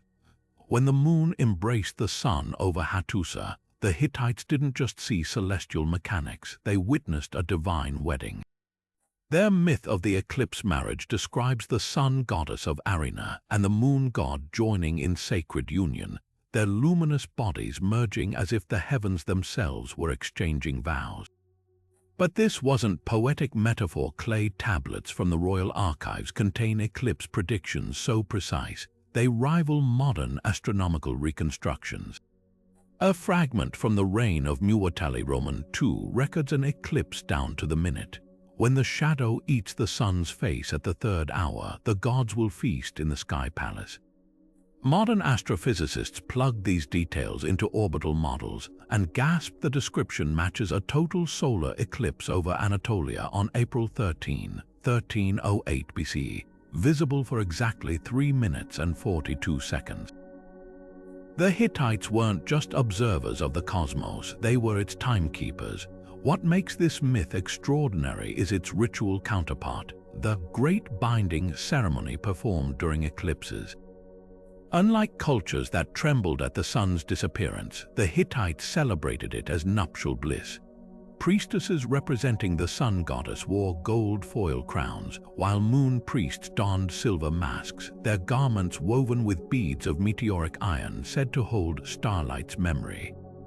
As darkness fell, they'd enact a symbolic marriage, tying their wrists with cords of red wool and blue linen colors mirroring the solar corona and lunar shadow. Cuneiform instructions specify the exact moment to light twin bonfires, when only the sun's breath remains, referring to the diamond ring effect seen during totality. This wasn't random pageantry, it was celestial choreography. The astronomical sophistication behind these rituals shatters stereotypes about ancient science. Temple astronomers used notched stone circles called hollow hors to track solar and lunar cycles, their carvings encoding the 18-year Saros cycle that predicts eclipse recurrence. At Yazilikaya, a hidden chamber's ceiling bears drilled holes aligning perfectly to cast moonlit shadows on eclipse dates, a Bronze Age planetarium. But the real stroke of genius was their recognition that eclipses weren't omens but scheduled divine appointments. While Babylonian astrologers fretted over eclipse meanings, Hittite texts treat them like royal wedding invitations. Mark your tablets, prepare the feast, for the gods will reunite as foretold. Yet the eclipse marriage held darker undertones. Some tablets describe the moon god as an eager groom who sometimes consumed too much light, leaving the sun goddess weakened, a possible reference to the corona's visibility during totality. Ritual precautions included shielding mirrors and covering sacred springs, lest the union's power scorch the earth. Archaeologists found charred remains of these precautions near Hattusa's temples. Bronze mirrors melted into odd shapes, their surfaces bearing pitted marks from concentrated sunlight. The Hittites understood something modern science confirms, that eclipses focus energy in ways both beautiful and dangerous. This myth's legacy echoes in unexpected places. When NASA engineers needed ancient eclipse data to calibrate historical Earth rotation rates, Hittite records proved among the most reliable. Their hollow horses stones inspired modern eclipse prediction algorithms, and the red and blue cords of the Great Binding Ceremony find eerie parallels in today's solar viewing glasses. The eclipse marriage wasn't just mythology, it was a testament to human curiosity and precision, a reminder that even the rarest cosmic events can be anticipated, celebrated, and ultimately understood. The Hittite underworld wasn't just a dark pit, it was a meticulously designed labyrinth, a subterranean bureaucracy where the dead navigated 7 gates, each more treacherous than the last. Unlike the Greek Hades, a shadowy realm of passive gloom, the Hittite dark earth pulsed with grim purpose, its architecture echoing the empire's own obsession with order and hierarchy. Funerary tablets from Hattusa describe this underworld in chilling detail. Zigzagging corridors guarded by skeletal sentries, rivers of black glass that reflected only lies, and gateways that shrunk with each passing, forcing souls to shed their sins like excess baggage. The 7th gate, reserved for kings and oath-breakers, didn't lead to rest. It opened into a courtroom where the dead faced trial by their own deeds, their hearts weighed against feather-light scrolls of forgotten treaties. What makes this labyrinth so unnerving is its uncanny resemblance to real Hittite fortresses. Excavations at Alokahuruk revealed citadels with 7 concentric walls, their gates narrowing progressively to funnel enemies into kill zones. The underworld's design wasn't just spiritual symbolism, it mirrored the Empire's military engineering, turning death into a final siege. Even the guardians have earthly counterparts. Clay figurines found in royal tombs depict gatekeepers with identical armor to Hittite border troops, their spears tipped with volcanic obsidian. This wasn't an abstract afterlife, it was a drafted blueprint, as if the Hittites couldn't imagine even eternity without fortifications. Yet the labyrinth's true innovation lies in its psychological torment. Greek shades wandered listlessly, Hittite souls underwent relentless processing. At the third gate, they encountered the Mirror of Oaths, a polished bronze surface that didn't reflect faces, only broken promises. Tablet fragments describe how oath breakers would see their own treachery replay endlessly, their punishments tailored to their crimes. A merchant who shortchanged weights might spend eternity counting grains of sand, while a disloyal spouse carried a jug of leaking water through endless corridors. The Hittites didn't just punish sinners, they trapped them in metaphors of their own making. Archaeological finds suggest this myth bled into reality. At Yazilikaya, a hidden chamber's walls bear 7 door-like niches, each filled with animal bones, likely offerings for underworld gatekeepers. More chilling are the gate coins found in noble burials, bronze discs stamped with progressively smaller circles resembling a tunnel's vanishing perspective. These weren't mere grave goods, they were subway tokens for the dead, payment for safe passage through the labyrinth's toll booths. The myth's deepest layer emerges in its legal parallels. Hittite treaties often invoked the 7 gates of the Dark Earth as punishment for oath breakers, implying the underworld functioned as a cosmic courthouse. One treaty with Egypt threatens rebels will be given to the gatekeepers piece by piece, a phrase once dismissed as hyperbole, until archaeologists found dismembered skeletons near Hattusa's gates, their bones arranged in deliberate gate-like patterns. The labyrinth wasn't just mythology, it was moral engineering, a divine justice system where architecture itself became the jury. Perhaps most haunting is how this underworld refuses to stay buried. Centuries later, Babylonian 7-gate purification rituals and Jewish Kabbalah's 7 heavenly halls echo the Hittite blueprint. Even Dante's 9 circles of hell feel like an expanded sequel. The labyrinth's legacy endures because it speaks to something primordial, the fear that death isn't an end, but an audit where every step forward forces us to lighten the load of our own misdeeds. When modern spelunkers descend into Cappadocia's underground cities, some with 7 levels deep, they're walking the same symbolic path the Hittites carved into eternity. The Hittites didn't just forge iron, they feared it. Unlike their neighbors who prized metal for its strength, the Hittites whispered of angry iron, a cursed substance that brought plagues upon those who mishandled it. Royal archives from Hattusa describe entire villages abandoned after blacksmiths worked this mysterious metal without proper rituals, their tools left rusting in the streets as if fleeing contagion. But here's the twist. Modern archaeometallurgists analyzing Hittite artifacts have confirmed their terror wasn't superstition, it was science. The iron in their royal tombs wasn't earthly ore at all, but meteoritic metal, its nickel-rich composition identical to space rocks found in Anatolia's highlands. This sky metal, as the tablets call it, carried properties that baffled Bronze Age smiths. While regular iron corroded predictably, meteoritic iron resisted rust in strange patterns, its Widmanstetten crystalline structures etching otherworldly geometries when polished.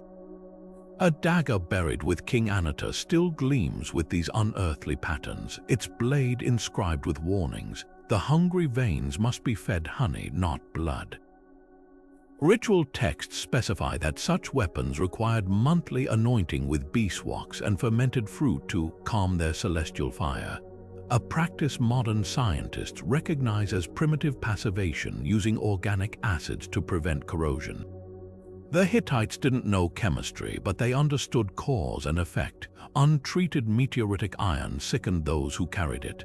The link between this angry iron and disease becomes eerily clear when cross-referencing plague records. Outbreaks in 6 cities, Kanish, Hakpis, Samuha, Ankuwa, Herma, and Tapiko, all coincide with temple inventories noting sky metal being worked without cedar ash purification. Modern labs recreated the Hittite smelting process and made a chilling discovery. Heating meteoritic iron in clay furnaces released toxic nickel aerosols at concentrations exceeding modern safety limits.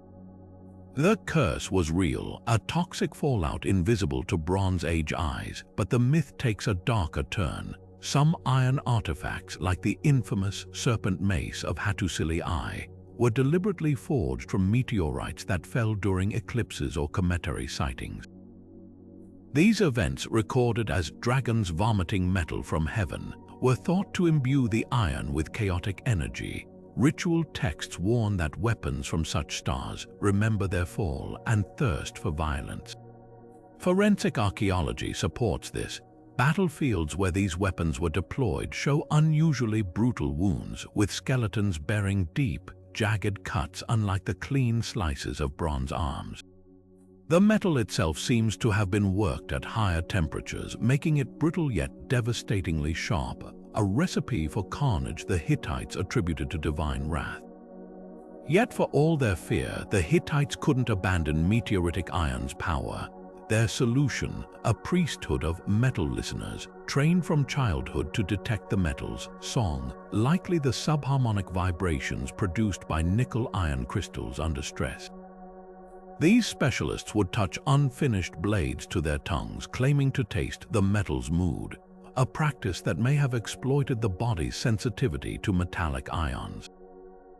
Only when a blade was deemed calm could it be gifted to kings or mounted on the royal gates of Hattusa, where fragments still jut like fossilized lightning. The ultimate irony lies in what happened when the Hittite Empire fell. Invaders looted these sacred weapons, dismissing the curses as primitive nonsense, only to document their own warriors succumbing to black sweat and shaking fevers. The myth of angry iron outlived its creators, a warning etched not just in clay tablets, but in the very elements that shaped civilization's ascent from stone to steel. Today, as scientists probe nickel allergies and nanometallic toxins, the Hittites' terror no longer seems so irrational. Sometimes the oldest myths are just early drafts of truths we're still learning to read. The Hittites didn't just dream, they filed reports. In a civilization where every sheep and sack of grain was meticulously recorded, it's no surprise they treated dreams as something far more tangible than fleeting night visions. To them, dreams were physical landscapes, alternate dimensions where the soul wandered while the body slept, and like any uncharted territory, they required expert guides. Enter the dream-reading priests, specialists who didn't interpret symbols so much as diagnose dreamscapes as if they were sick patients. Their clay tablets, preserved in Hattusa's archives, read less like mystic prophecies and more like medical charts, complete with symptom lists and prescribed rituals. One fragment details a noble's nightmare about a river flowing backward through his ribs, which the priest diagnosed as spleen stagnation, and treated with a poultice of crushed juniper berries and a midnight chant to the god of bodily channels. What makes these practices revolutionary isn't their existence. Other cultures like the Babylonians practiced dream interpretation, but their clinical precision. While Mesopotamians saw dreams as messages from gods, the Hittites approached them as malfunctions in the soul's journey. Their diagnostic tools were eerily methodical. Priests used bronze dream scales to weigh clay tokens representing dream elements, assigning numerical values to images. A vision of a falling tree might score 3 points if the dreamer felt fear, but only 1 if observed passively. Scores above 10 triggered interventions, herbal teas to cool the dreaming liver, or labyrinth walks to recalibrate the night path. Excavations at Sapanua unearthed a trove of these tokens, each incised with tiny dream icons, snakes, doors, eclipses. The most chilling find, a token shaped like a smiling face, scored with 32 marks, the highest value ever recorded. The rituals that followed these diagnoses blurred the line between therapy and theater. For recurring nightmares of teeth like crumbling mountains, priests prescribed a ceremony where the dreamer spat into a clay pot while standing on 1 foot, then shattered the pot at dawn. Modern sleep researchers recognize this as a primitive form of exposure therapy, associating the terror with a physical act of destruction. Other treatments were startlingly somatic. Dreamers who reported flying too close to the sun, were wrapped in cold, wet linen to simulate falling, while those haunted by silent screams gargled honeyed wine to restore the voice of the soul. The Hittites didn't just analyze dreams, they treated them like wounds in need of bandages, but the true genius of their system lay in its bureaucracy. Every dream report ended with a follow-up notation, checked after 3 moons, or recurrence observed, proving these weren't one-off rituals but longitudinal case studies. A tablet from the reign of Tudhaliya IV tracks a soldier's battle dreams over 11 years, noting how shifting from bronze to iron weapons altered his nightmares, from swords bending like reeds to black metal singing. The priests weren't just shamans, they were the Bronze Age equivalent of sleep researchers, compiling data centuries before Freud coined the term subconscious. Perhaps most haunting is how these practices mirror modern understandings of trauma. One fragmented report describes a queen's dreams of a child made of smoke after a stillbirth, a vision the priest linked to unfinished weeping, prescribing daily visits to the smoke-filled temple kitchen to meet the child properly. Today, we'd call this grief processing. The Hittites, in their way, were pioneers of depth psychology, treating the dream world not as a puzzle to decode, but as a parallel reality where healing could begin. When archaeologists brush the dust from these tablets, they're not just uncovering ancient superstitions, they're finding the blueprints of a lost science of the mind. Hattusa's royal seals tell of kings who didn't just rule like beasts, they became them. In the hushed corridors of the palace archives, clay tablets recount rulers shedding their human forms with startling specificity. Tudhaliya the Swift taking the shape of a stag to outrun assassins, Suppiluliuma the Cunning swimming the Euphrates as an otter to spy on enemy camps, even a lesser-known queen named Danuhepa allegedly transforming into a sparrow hawk to oversee border disputes. The skies, these aren't vague allegories. The texts describe the transformations down to the scent of musk left on the throne and the way feathers would cling to royal garments for days after. What reads like fantasy to modern eyes may have been something far more profound. The last echoes of a shamanic past the Hittite monarchy never fully abandoned. The rituals behind these transformations weren't hidden, they were celebrated. During the spring festival of some kings performed the Great Binding, donning animal pelts and masks carved from sacred trees while priests chanted the Song of Unmaking. But here's where it gets chilling. Forensic analysis of these masks reveals traces of hallucinogenic compounds, ergot fungus on the inner lining, psilocybin residues in the paint.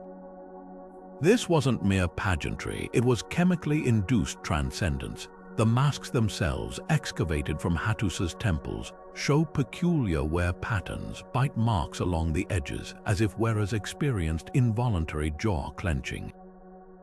Modern ethnobotanists recognize these as classic symptoms of entheogenic trance states, suggesting the Hittite kings didn't just pretend to transform, they experienced it viscerally.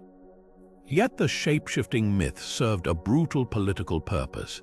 A damaged tablet from the reign of Muwatalli II describes how he appeared simultaneously as a man and a lion during treaty negotiations with Egypt, a psychological warfare tactic so effective the pharaoh's scribes recorded. The Hittite king's eyes burned with twin lights. Frescoes at Alokahuruk depict this duality, literally rulers painted with layered images, their human faces transparent over roaring bestial visages. The message was clear: cross this king and you face something beyond human. Archaeologists have even found transformation chambers beneath palaces' windowless rooms lined with copper sheets to amplify the rattling of shamanic drums, where rulers likely prepared for these terrifying public performances. But the tradition's roots dig deeper than political theater. Long before Hattusa's rise, the steppe tribes of the Pontic-Caspian region practiced shape-shifting rites, their shamans believing predator spirits granted tactical wisdom. The Hittites, heirs to these nomadic ancestors, may have preserved these practices as living relics of their past, At Çatalhöyük, millennia older than the Hittite civilization, wall paintings show human figures merging with leopards and vultures, proof that Anatolia's spiritual landscape always blurred the line between man and beast. The kings weren't inventing a new mythos, they were channeling an old one, refined through the lens of statecraft. The most compelling evidence lies in the royal bones themselves. Forensic anthropologists examining Hattusili Roman III skeleton noticed something bizarre, unusual, where patterns on the teeth consistent with repeatedly holding a mouthpiece, while the cervical vertebrae showed adaptations suggesting habitual head motions unlike normal human movement. Then there's the burial of a lesser prince at Nerik, interred with a wolf's skull carefully positioned where his own head should be, the spinal columns fused with silver wire as if to facilitate post-mortem transformation. These aren't symbolic gestures, they're physical testimonies to a belief system that treated metamorphosis as tangible reality. What makes these myths revolutionary isn't their strangeness, it's their pragmatism. While other cultures relegated shape-shifting to allegory or metaphor, the Hittites operationalized it. Their kings didn't just claim divine right, they demonstrated it through controlled displays of otherness, leveraging humanity's oldest fears. The predator in the dark, the uncanny intelligence in an animal's gaze, as tools of governance. When the last Hittite strongholds fell, invaders reported finding empty thrones draped with freshly skinned lion pelts, still warm to the touch. Whether trickery, trance, or something far older, the power of the shape-shifting kings died with them, leaving only bones, masks, and whispers of a time when the boundary between man and monster was just another treaty to be negotiated. The tablets unearthed from Hattus's crumbling archives tell of a prophecy so precise it chills the bones of modern historians. A vision of collapse etched in cuneiform centuries before the Bronze Age world came crashing down. Known as the Last Prophecy, this text doesn't speak in vague omens or symbolic riddles. It delivers a blow-by-blow account of doom. When the gods abandon Hattusa, the granaries will brim yet bellies hollow, the forges will flame yet weapons shatter, and kings will speak to empty thrones. What makes this myth extraordinary isn't just its grim poetry, it's how eerily it mirrors the archaeological record of the Hittite Empire's death throes. Excavations at Hattusa reveal a capital that didn't fall to invaders overnight but crumbled from within. Soil samples from the royal granaries show absurd plenty, enough wheat stockpile to feed the city for years, yet mass graves nearby contain skeletons with the telltale marks of starvation, their rib cages protruding like the bars of abandoned birdcage. The prophecy's claim of weapons shattering finds proof in armories where bronze swords lay twisted as if by supernatural force, though metallurgists confirm the real culprit. A sudden shift to inferior, arsenic-rich copper as trade networks collapsed. Even the empty thrones materialize in the archaeological record. The last Hittite kings issued decrees to vacant halls, their seals pressed onto tablets never collected by the officials who once scurried to obey. But the prophecy's most haunting accuracy lies in its description of divine abandonment. Where other cultures imagined gods fleeing in fire or earthquake, the Hittite scribes recorded something subtler, a slow unraveling of sacred bonds. Temple inventories show ritual objects meticulously maintained until the very end, yet the offerings grow sparse, perfect silver cups replaced by clay imitations, then by nothing at all. It's as if the gods didn't storm away but slipped out unnoticed, like guests leaving a failing party. Modern climate studies add grim confirmation. Tree rings from Anatolia reveal years of drought leading up to Hattusa's fall, as if the earth itself was withdrawing its blessing. What's most unsettling is how the prophecy reverses the usual logic of doom. Unlike biblical apocalypses where wickedness triggers divine wrath, the Hittite text suggests the gods left first, with collapse following as an inevitable consequence. The storm god's chariot rolls silent across the sky. It warns not in anger but in indifference. Archaeologists find evidence of this in abandoned weather stations, clay models of livers once used to divine Tahana's mood left blank in the final years. The Hittites didn't stop believing, they simply stopped receiving answers. Yet the prophecy's true power lies in its final lines, often overlooked. When the last scribe sets down his stylus, the gods will remember. In a poignant twist, the very act of recording this prophecy may have been its countercharm. The tablets survived the burning of Hattusa, were buried by fleeing priests, and waited 3,000 years to speak again. Today, as scholars piece together the Hittite world from these fragments, there's a strange comfort in their accuracy. The gods may have left, but they kept their word right down to the last terrible detail. In a way, the prophecy fulfilled itself twice, first in the fall of an empire, then in its resurrection by the very hands that wrote its ending. What emerges from these 30 myths isn't just a collection of stories, it's a complete dismantling of everything we thought we knew about Bronze Age spirituality. The Hittites defy categorization at every turn. They wielded myths not as passive folklore, but as active tools, legal contracts with the divine, psychological treatises, even geopolitical strategies disguised as cosmic battles. Where neighboring cultures like Egypt and Mesopotamia built rigid pantheons with clear hierarchies, the Hittites embraced fluidity. Gods could be sued, demoted, or go missing entirely. Rituals weren't just petitions, they were binding protocols executed with the precision of modern code. This was a civilization that saw no contradiction between meteoric iron weaponry and moon goddesses holding court, where innovation and tradition didn't just coexist, they amplified each other. Consider the implications. While Babylonian astronomers charted stars to predict royal fortunes, Hittite priests tracked celestial patterns to schedule courtroom appeals for their storm god. Unlike the Greek underworld's static gloom, the Hittite afterlife mirrored their own bureaucratic brilliance, a labyrinth of legal gates where souls faced audits by their own deeds. Even their darkest rituals, like the eclipse substitution sacrifices, reveal an eerie pragmatism. The Hittites didn't fear chaos, they engineered systems to manage it, treating cosmic disorder like a logistical challenge to be solved. This challenges the very stereotype of primitive Bronze Age beliefs.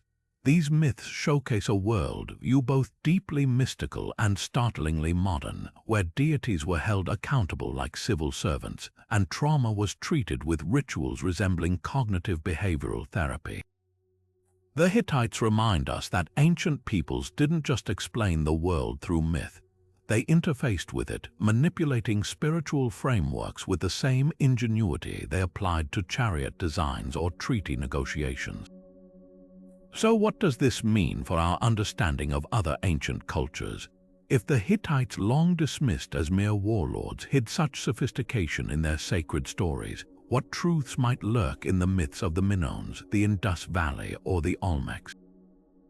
Perhaps every civilization encoded its genius not just in pyramids and aqueducts, but in the stories they told when the fires burned low. Before we close, we'd love to hear which of these Hittite myths reshaped your perspective the most. Was it the eclipse kings who ruled for just 4 days, the warrior bee goddess who turned insects into avatars of justice, or the terrifying copper net that turned celestial order into a divine police state? Drop your thoughts below, because history isn't just about the past, it's about all the ways we keep rediscovering how much more complex, creative, and utterly human our ancestors truly were.